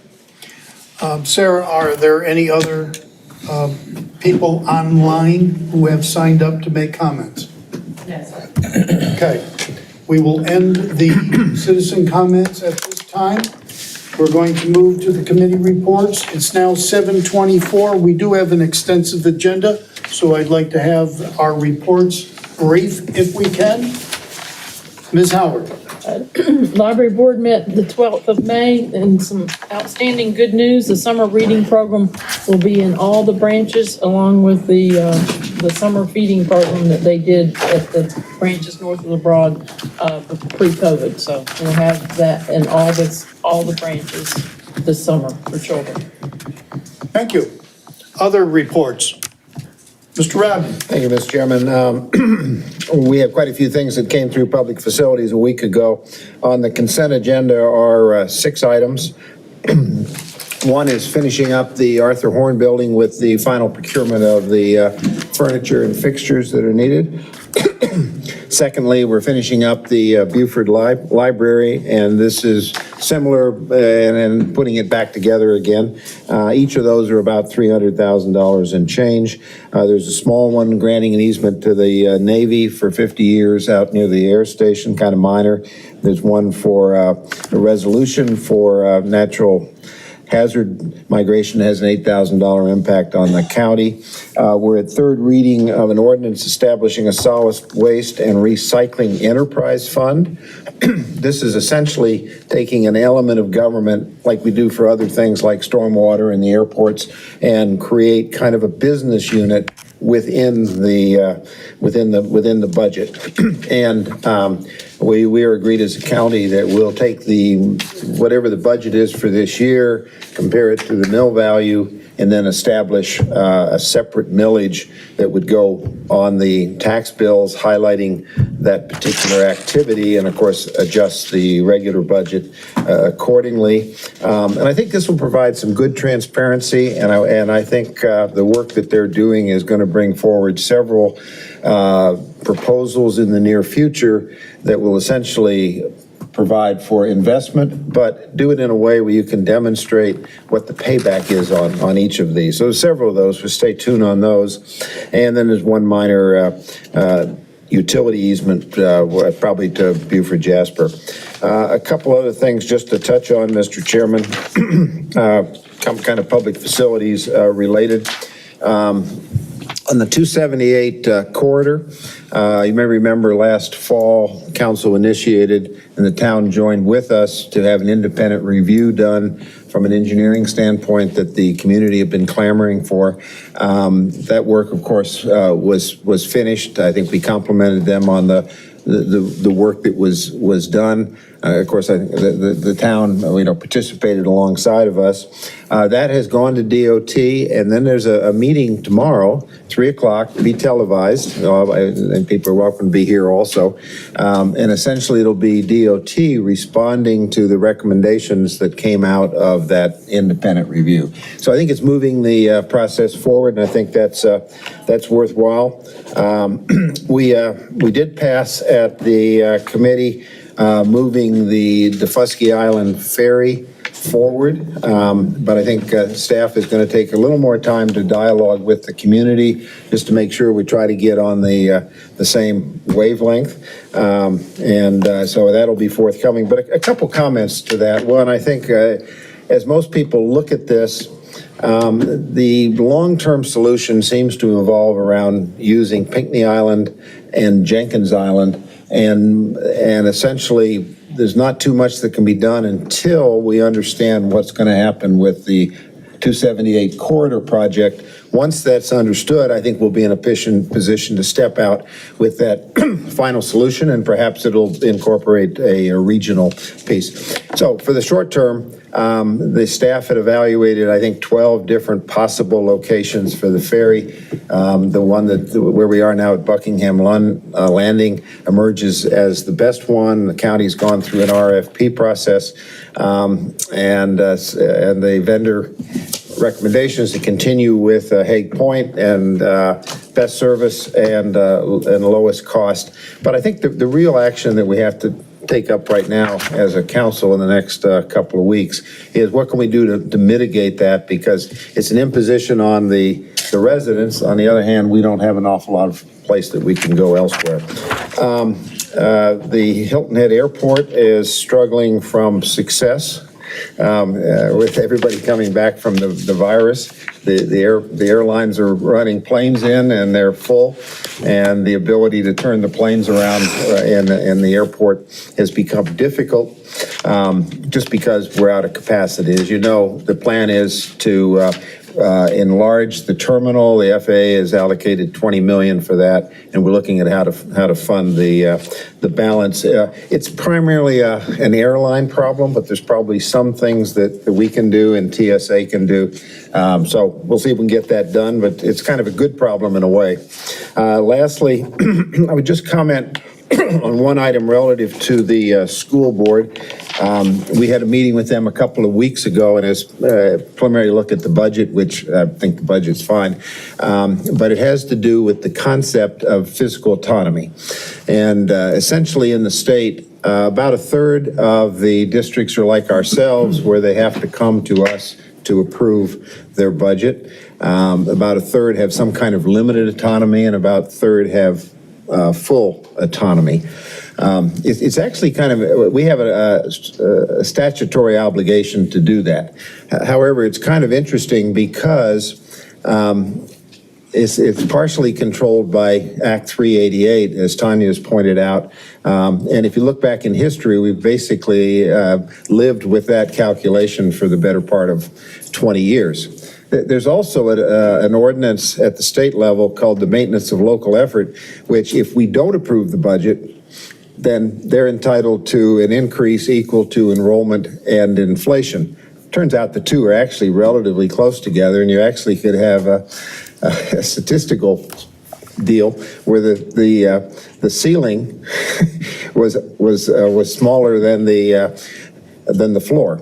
But in any event, what I've suggested to the district sometime back and then recently in that meeting, and it would be up to council, well, first it would be up to the district if they wanted us to do it, but there is an argument to be made that the district ought to have limited fiscal autonomy, and then what that would leave is that the only time they would have to come back to us would be if, in fact, they want to exceed the 388 cap, because there does require another body to approve that. So in any event, we'll see what the district wants to do, but to me, that might be a logical thing to do to respond to what the district wants.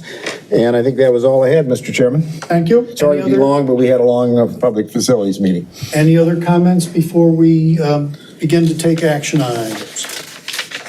Seeing none, we're now at the consent agenda, so I would like a motion made by a member of council to accept the consent agenda items 1 through 6. So moved, Mr. Chairman. Mr. Rodman makes the motion. May I have a second, please? I'll second. I'll give it to him. Okay. Mr. Dawson, I think it was. Mr. Dawes made the... Second, yep. Okay. Duly motioned and seconded by council members. Is there any objection to approving the consent agenda? Seeing no objection, the consent agenda is approved. Item number 11, in executive session during caucus, we discussed several items. As a result of that discussion, there will be action taken on several of those items. We will begin with item number 8, and I'm going to turn to Councilman Somerville to make a motion regarding that item. Thank you, Mr. Chairman. I move that Beaufort County Council appoint interim county administrator Eric Greenway to the position of permanent county administrator of Beaufort County, and that we authorize the chairman and any other member of council whom he desires to negotiate a contract with Eric Greenway to make him the administrator of Beaufort County. The contract will be brought before council for ratification. Mr. Chairman, it is my pleasure to second that motion. I think this is the right time and the right thing to do. Thank you. It has been duly motioned and second. Now, before we take a vote, I'm going to go around the table to see if any member of council wishes to make a comment. I will begin with Mr. Somerville, who made the motion. Thank you, Mr. Chairman. We are running late, and I do want to be brief, but I want to say that Eric Greenway has been an exemplary, outstanding interim administrator. He's done so many things for this council in a very brief period of time. I'm grateful to have him. I'm sure we all are, and I look forward to his accepting the position of permanent county administrator. Thank you. Thank you. Mr. Flewelling. Ditto, sir. Let's move on. Mr. Lawson. Yeah, absolutely. Keeping it short. Eric, just keep doing what you're doing, and we will be very, very successful in the future. Mr. Cunningham. I just want to say thank you for helping me out in the areas that I need to learn, being the only new member on here. I'm sure I flooded you with questions, and I appreciate that, and you've earned this. Mr. McKellen.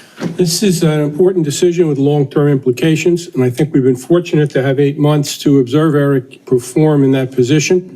He's had a trial run, and he's performed in an outstanding manner. I think in selecting him, we will not be hiring an unknown based simply on resumes and references.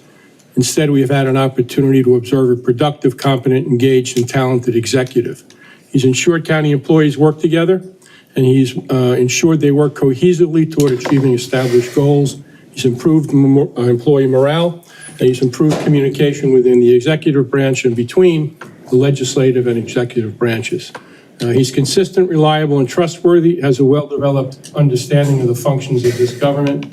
He makes decisions and accepts responsibility for those decisions. He also possesses an emotional intelligence and sensitivity, which gives him the ability to understand, use, and manage emotions, allowing him to communicate, empathize, overcome challenges, and diffuse conflict, relieve stress, all to our and to our county employees' benefit. We're fortunate that he easily relates to people and rewards and recognizes employees for their contributions. I know you have heard this before. There is a tide in the affairs of men, which taken at the flood leads on to fortune. On such a full sea are we now afloat. I support this nomination. I intend to vote yes on this motion. Thank you. Mr. Glover. Oh, you wish to make a comment? Yes. I do support the movement of council at this time. One of the things that I would probably say is that I didn't think going out again for county administrator. I've been on council for 3-4 years, and we've been out 3 times. I think we have someone within our system, and it's good to have the ability to move someone up in the system. Eric he's a planner, and I've spoken to him about that. As far as I'm concerned, he may be a threat, but then the challenge for him, for St. Helena, is to how do we take very diverse community and plan for those communities and basically please each community in economic development. Thank you. Ms. Howard. Mr. Chairman, I'd like to add, I've watched Mr. Greenway deal with a variety of situations with the public and with the employees, and he handles them in the best manner possible. And that's all we can ask. And I'm glad that I can vote for him. Mr. Rodman? Thank you, Mr. Chairman. It's always a pleasure to be able to promote from within. We like to do that whenever possible. And secondly, we've had the benefit of watching Eric perform for many months and actually bring us through some difficult times to where we're smooth running at this point in time. The 2 things I always look for when we're appointing people, one is how do they relate to people, human resources. He does that in outstanding. And secondly, how does he do as being an executive? And he's clearly an executive. He's not embarrassed. He's not bashful about solving problems, and he makes good decisions, and he involves the right people. So it's a great pleasure for us to be voting to bring him to be our administrator. Thank you, Eric, for all your hard work. Mr. Hervachon. No further comments, Mr. Chairman. Mr. Dawson. I've had the opportunity to work with Eric briefly on several occasions. I find him very comfortable to work with. I think he has the citizens of the county at heart, and I think he'll serve us well. I'm going to support the nomination. Thank you. And my comments are, Hiring an interim or acting administrator is actually a well-known strategy in human resources that I mentioned when we were in executive session. It takes the guesswork out of the process, it reduces time to hire, it ensures continued support for our policies and procedures, and it maintains stability with little onboarding time while saving valuable costs and resources. Mr. Greenway has brought stability, increased morale, and has demonstrated a depth and breadth of knowledge and experience needed for this position. During this time, we have been able to assess his performance and potential, which took the guesswork out. Did we need to do something different? Now we will take the vote, beginning with Mr. Somerville. Somerville votes yes. Mr. Flewelling. Yes, definitely. Mr. Cunningham. Yes. Mr. Dawson. Yes. Mr. Glover. Yes. Mr. Harvishon. Yes. Ms. Howard. With pleasure, yes. Mr. Lawson. Mark Lawson, yes. Mr. McKellen. With enthusiasm, yes. Mr. Rodman. Yes, with great pleasure. And the chairman votes yes to make it unanimous. Congratulations, Mr. Green.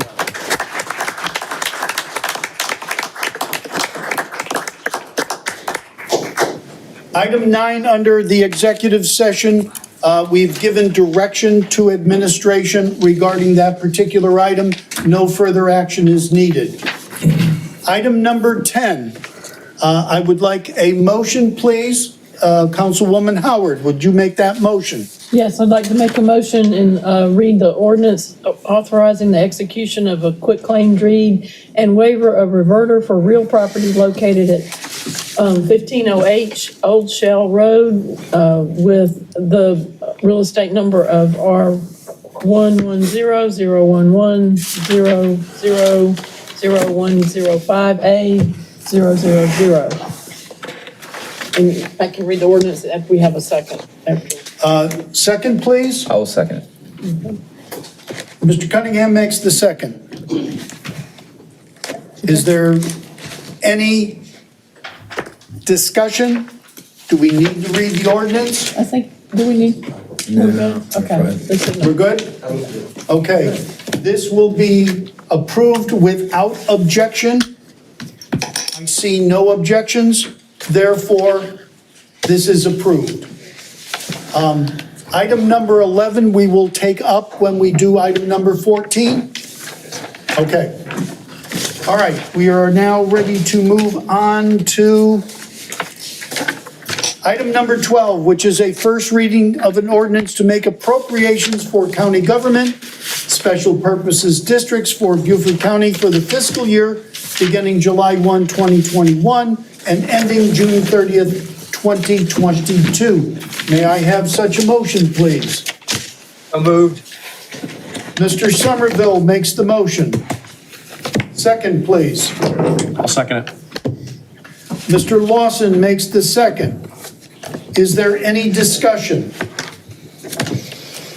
Mr. Hervishon. Thank you. I had a couple questions that didn't get to during the presentation, if I might, if the folks from the school board are still there. Correct. Go ahead. Okay. Number one, so what is the growth or reduction in the student population year over year? And then number two, what is the cost per student last year and then this year? And then how does that compare to state and national averages?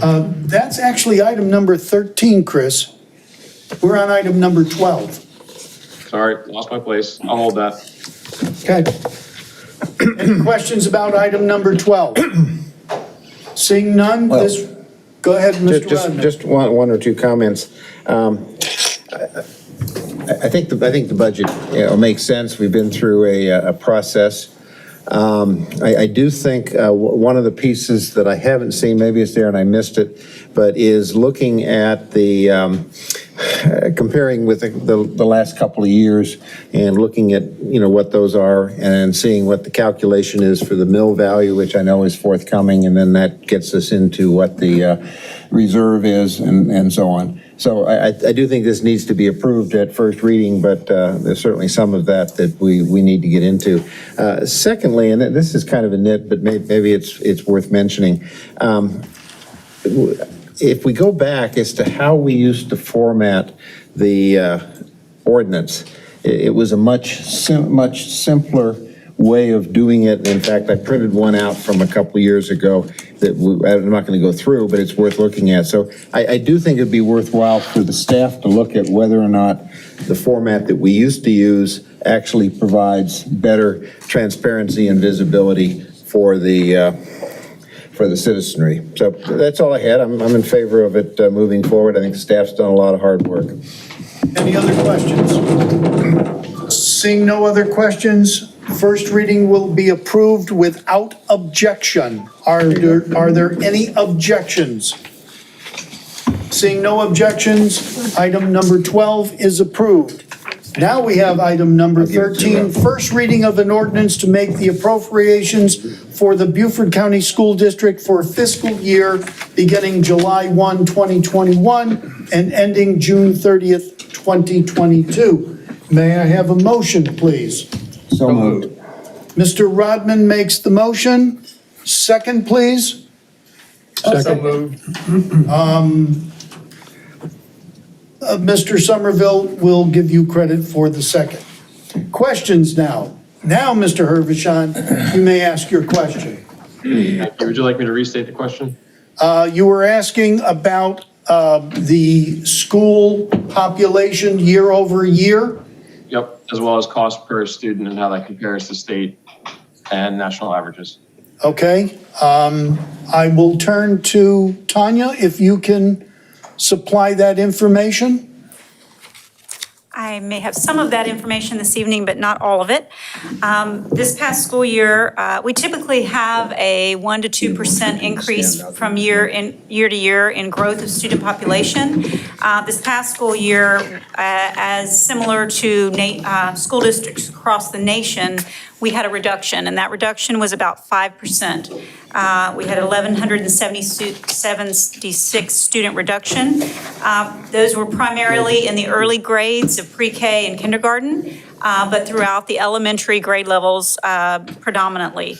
We do expect that a large portion of that number to return this next year, but really are uncertain to what that may be at this time. And that's a common denominator, a common theme throughout many of the school districts I've talked to with my peers throughout the state and the nation. It's really, we'll really have to wait and see what the results will be as we emerge from the pandemic.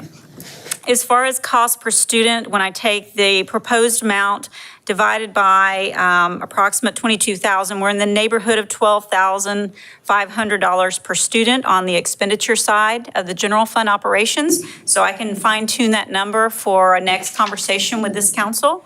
I'd have to get information about state and national averages. I don't have that readily available with me today. So. Thank you. Chris, did that answer your questions? It does, and I've got a comment if I might. Go ahead. Yeah, so I'm having a hard time wrapping my head around this. We've got a roughly 6.7% millage increase with a 5% population decrease and significant funds coming from the feds and from the state. So I'm just having a hard time with that. Can you kind of help me get across the finish line? Sure. Well, first of all, we do believe that the reduction is going to be a temporary reduction. We believe that there will be a recovery of that. Some in our profession are thinking 30%, some be 50% in 1 year, but definitely a recurring to that original level of prior year to at some point in the very near future. You're talking about student population. Student population, yes, sir. As far as the expenditures go, there is a need to, although we have a reduced population, there is a need to provide intensive supports for students. And so, and also, we don't want to be in a position of removing staff and then having to rehire the following year. It is very difficult to recruit and retain teachers, and we want to maintain the staffing that we have in order to be able to build those intense support systems for students. The general fund does not allow us to, the federal funds that are being provided do not allow us to increase teacher salaries, but they do allow us to provide additional staffing or additional programs to support students and to address learning loss. So we're using predominantly those federal funds in order to address programs such as extended year programs, after-school programs, summer school programs, and tutoring, and various supports within the school year that will enhance the academics for students. Thank you. Mr. Flewellen. Thank you, Mr. Chairman. Hold on one second, Brian. Certainly. In addition, one of the things I think is really critical that I share with you is that as we're dealing with academic recovery, one of the things that's critical is opportunities where we can lower our student-to-teacher ratio in particular areas that are struggling, right? And so we want to be able to do that in order to accelerate that academic recovery.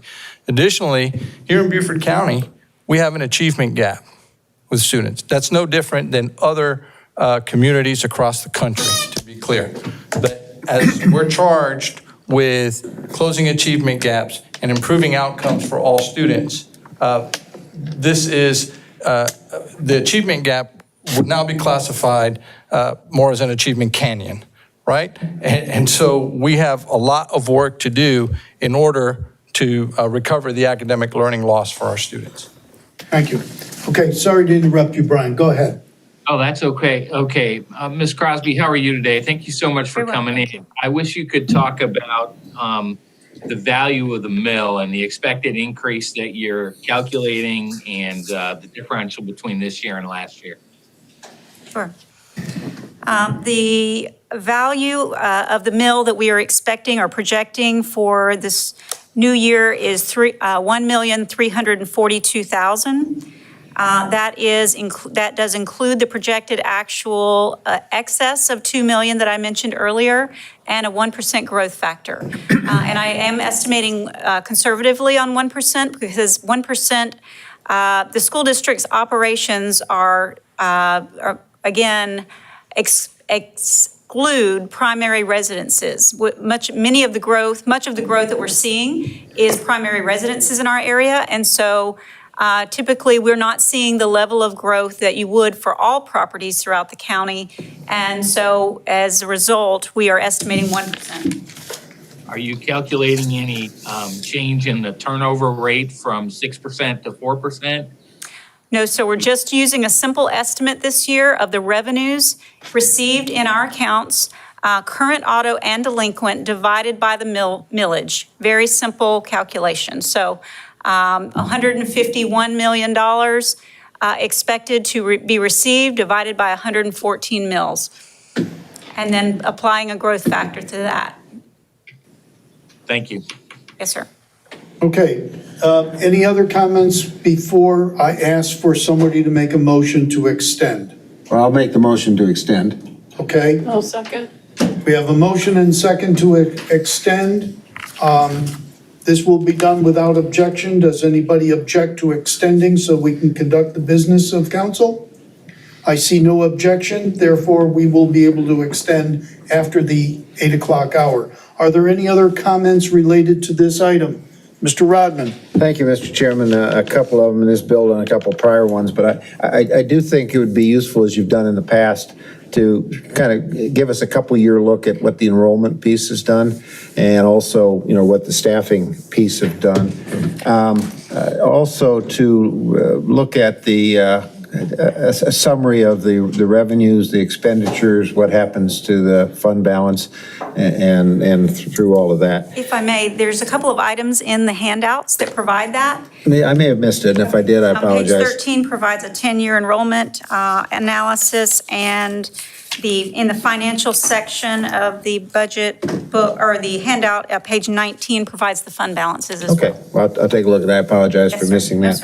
I think it seems to me the primary thing you're dealing with is we just know that there's been a significant impact on the students because of the virus and what we've been through in the last year, and making that up so we don't leave kids behind.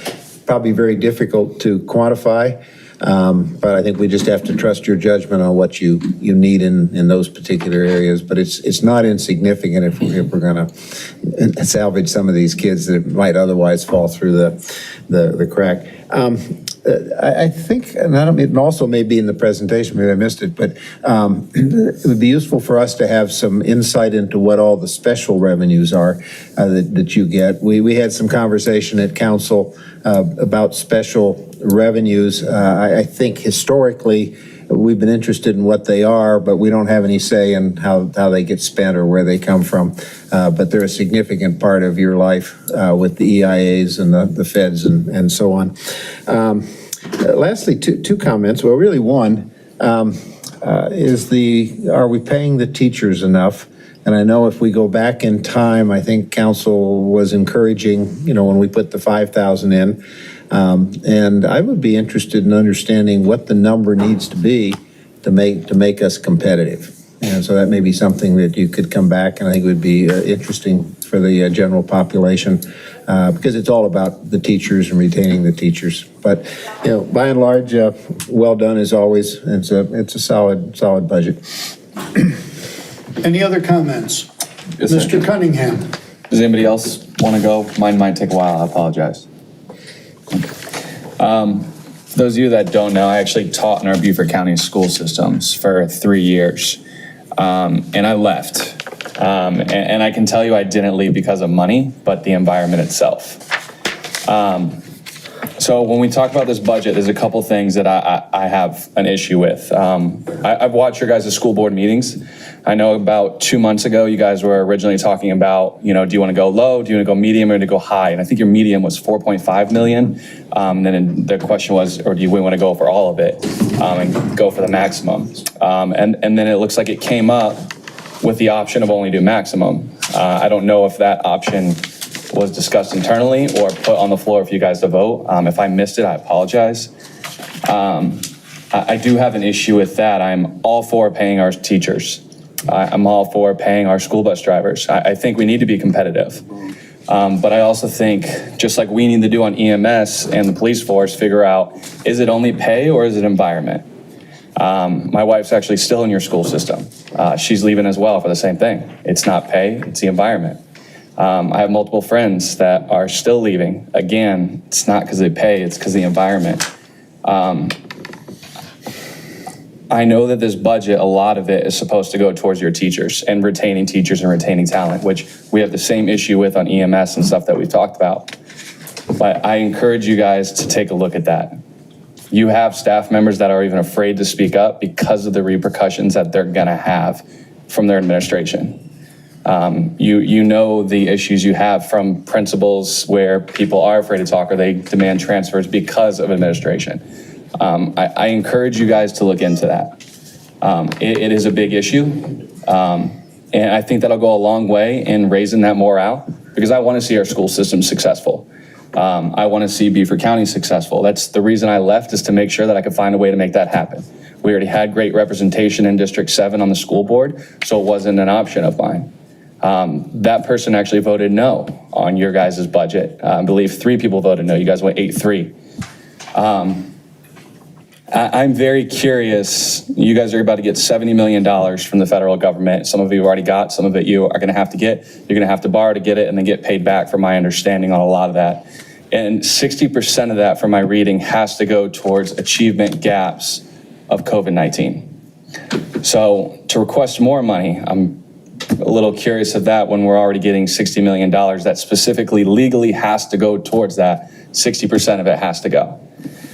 To get into another couple things, when you talk about your achievement gap, I believe, I'm sorry I slipped her name, she already left, but she was talking about the ESOL program and the funding you guys are putting in the ESOL program.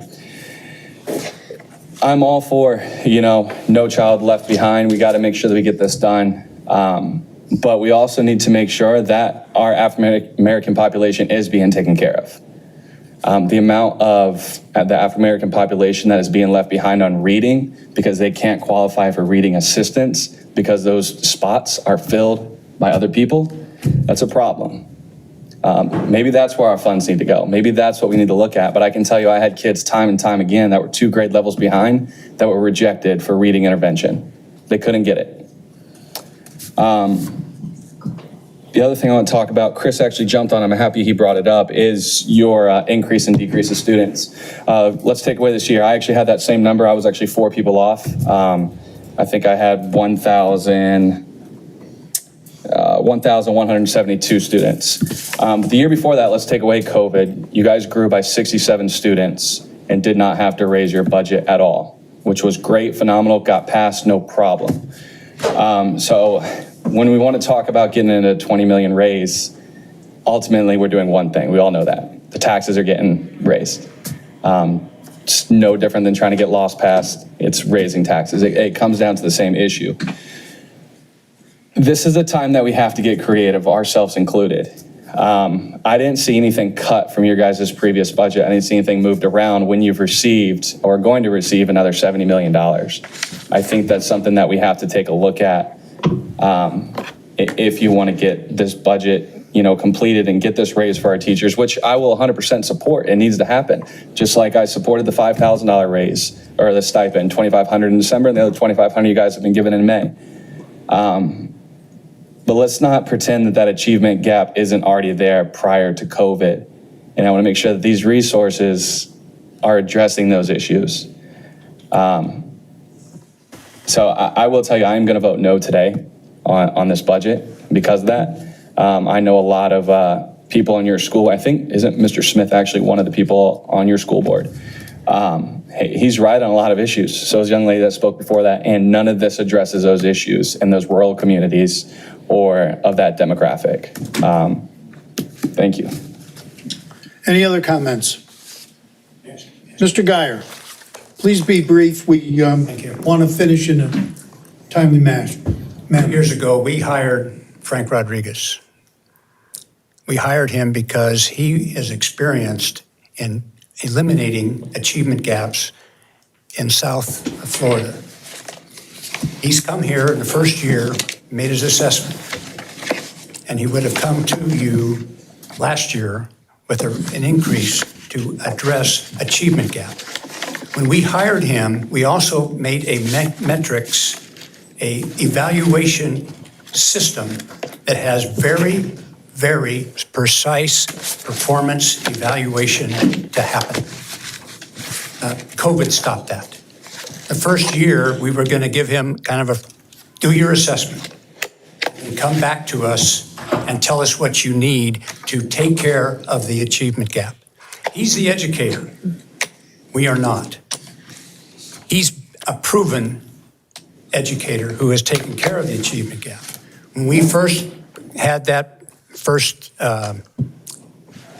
budget at a 4.4% or 4.4 mil increase, I asked him specifically, is this enough resources to accomplish what we are tasking you to accomplish and we will be evaluating you on? His answer was no, it was not sufficient resources. And that's why we asked him to come back again and tell us what he needs, and then we are going to hold him accountable to achieve that performance, especially in taking care of the disgraceful achievement gap that happened before COVID that's been in this county for generations. And we want this taken care of and solved. And he's going to tell us how to do it.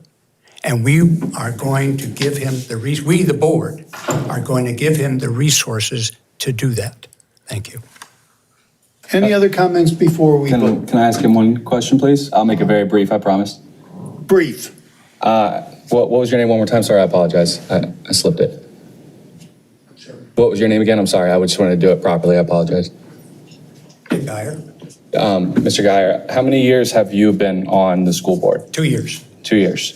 So you saw the extension of a superintendent when it should not have happened before, time and time again.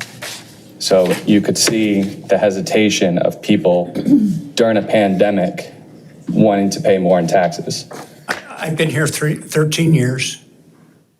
I followed the school board extensively. I ran for the school board for one reason, to solve the achievement gap.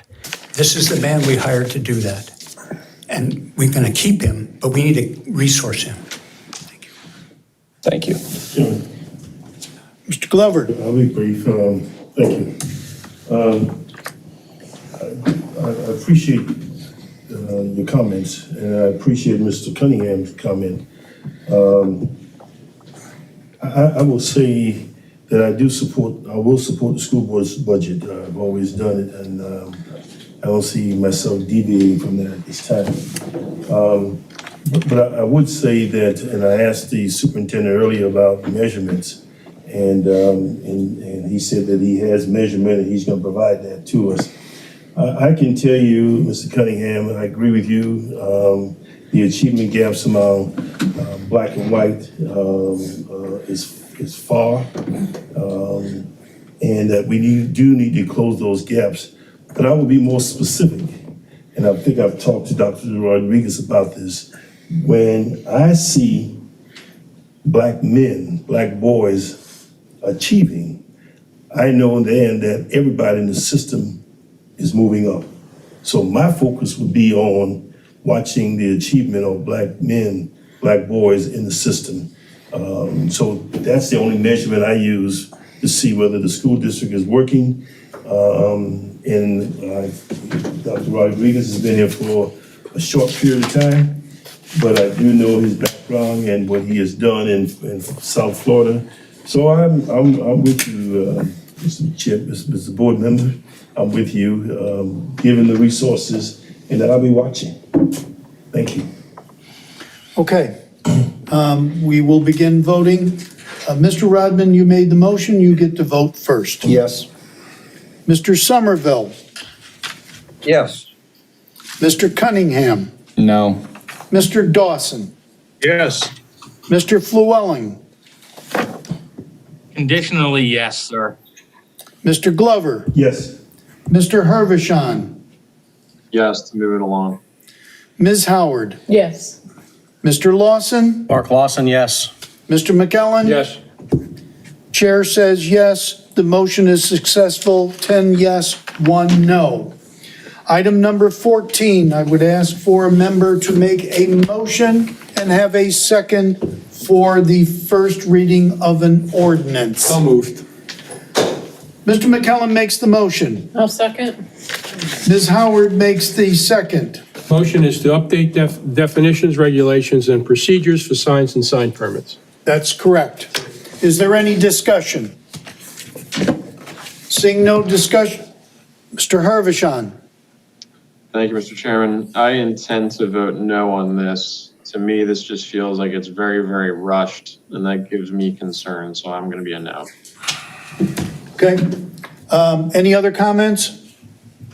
Seeing none? Okay, we will begin with Mr. McKellen. You made the motion. Yes. Ms. Howard. Yes. Mr. Cunningham. Yes. Mr. Dawson. Yes. Mr. Flewelling. Yes. Mr. Glover. Yes. Mr. Hervishon. No. Mr. Lawson. Mark Lawson, yes. Mr. Rodman. Yes. Mr. Somerville. Yes. Chair says yes, motion is successful, 10 yes, 1 no.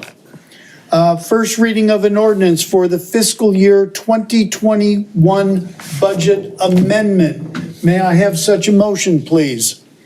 So moved. I'll second it. Mr. McKellen makes the motion and Mr. Lawson makes the second. Is there discussion? Mr. Rodman? Yeah, I believe this is, it's not a tax increase or anything like that. All we're doing is adjusting some of the categories to make sure we have council approval for where there's been movement. Thank you. Any other comments? This will be done without objection. Are there any objections? Seeing no objections, the first reading of the 2021 budget amendment is approved. Item number 16, a second reading of an ordinance of the County Council for impact fees. May I have such a motion, please? I'll make a motion. Ms. Howard makes the motion. May I have a second? Second. Mr. Somerville makes the second. Discussion. An update on the intergovernmental agreements, which was a condition of moving forward, as I remember. Yes, that was what we had thought from some outside legal counsel, the condition of moving forward, but we had as council had asked us to do, to follow up with the consultants on our new project list, updating the fees for the other impact fees, and also to talk to them about a solid waste fee. We learned from the consultant that it was their experience that what the outside legal counsel had told us was a very conservative recommendation to you all. And I'm not going to stand up here and tell you that if we're challenged, we're going to prevail without the intergovernmental agreements in place, but it doesn't change anything.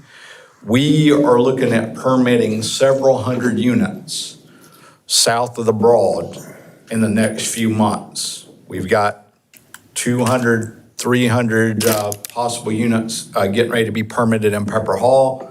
We've got River Oaks getting ready to start. We've got what's happening at Malin Bluff. We've got what we call the cooler track, which is right across from 462 in the curve at Oldfield. That's going to be potentially coming before you all for several hundred units. So we need to get this fee in place. My recommendation to you all is go ahead and get the fee in place so that we can start collecting that money for unincorporated area. We'll get intergovernmental agreements when the municipalities get around to doing whatever they need to do to give them to us. I'm a little frustrated with that process with them. So we need to go ahead and get this in place. If we collect the money and we have to, at some point down the road, give it back, it's going to be in a segregated account anyway. It's no different than, doing that and not collecting it all. So this preserves our right to collect it. And everybody understands this is for the school impact fee south of the Broad. And I've lost track of, where are we on the other impact fees?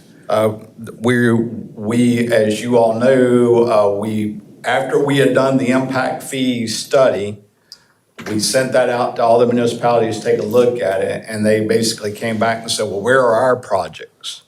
So we had to work with them, Jared Fralix and the staff worked with them to put a lot more transportation recreation projects in that list.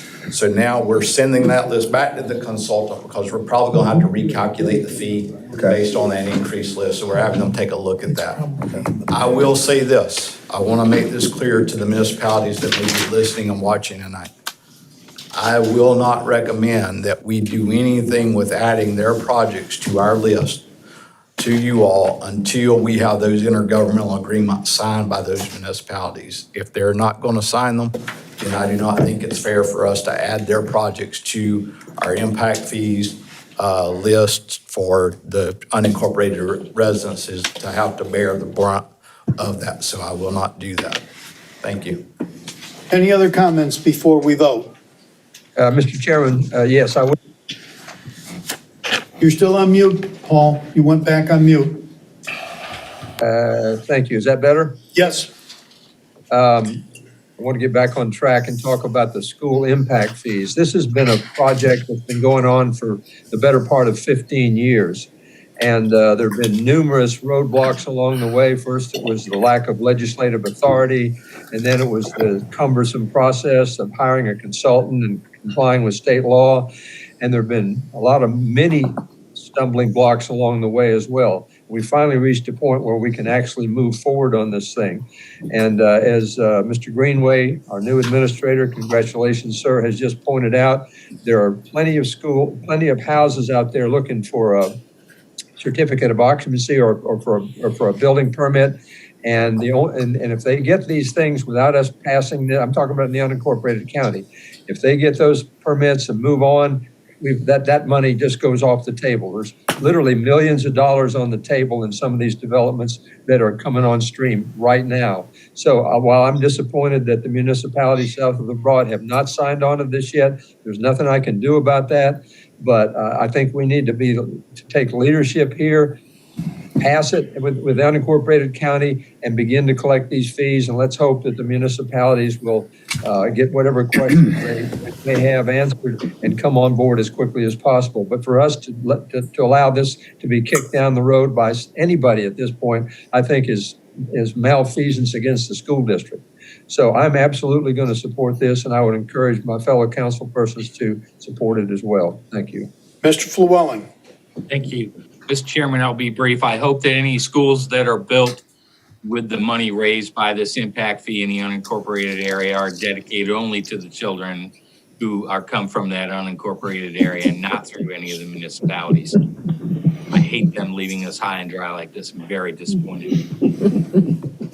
Any other comments before we vote? Just one, if I could.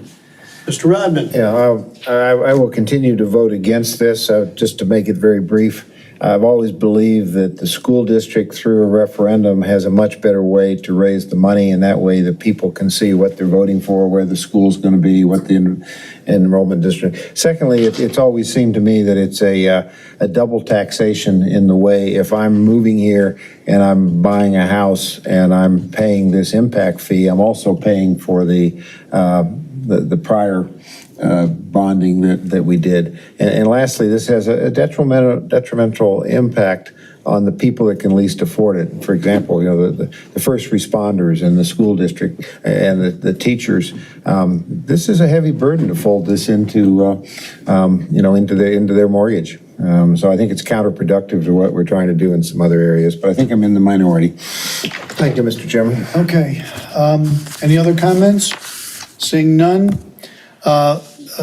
Ms. Howard, you made the motion. You get to vote first. Yes.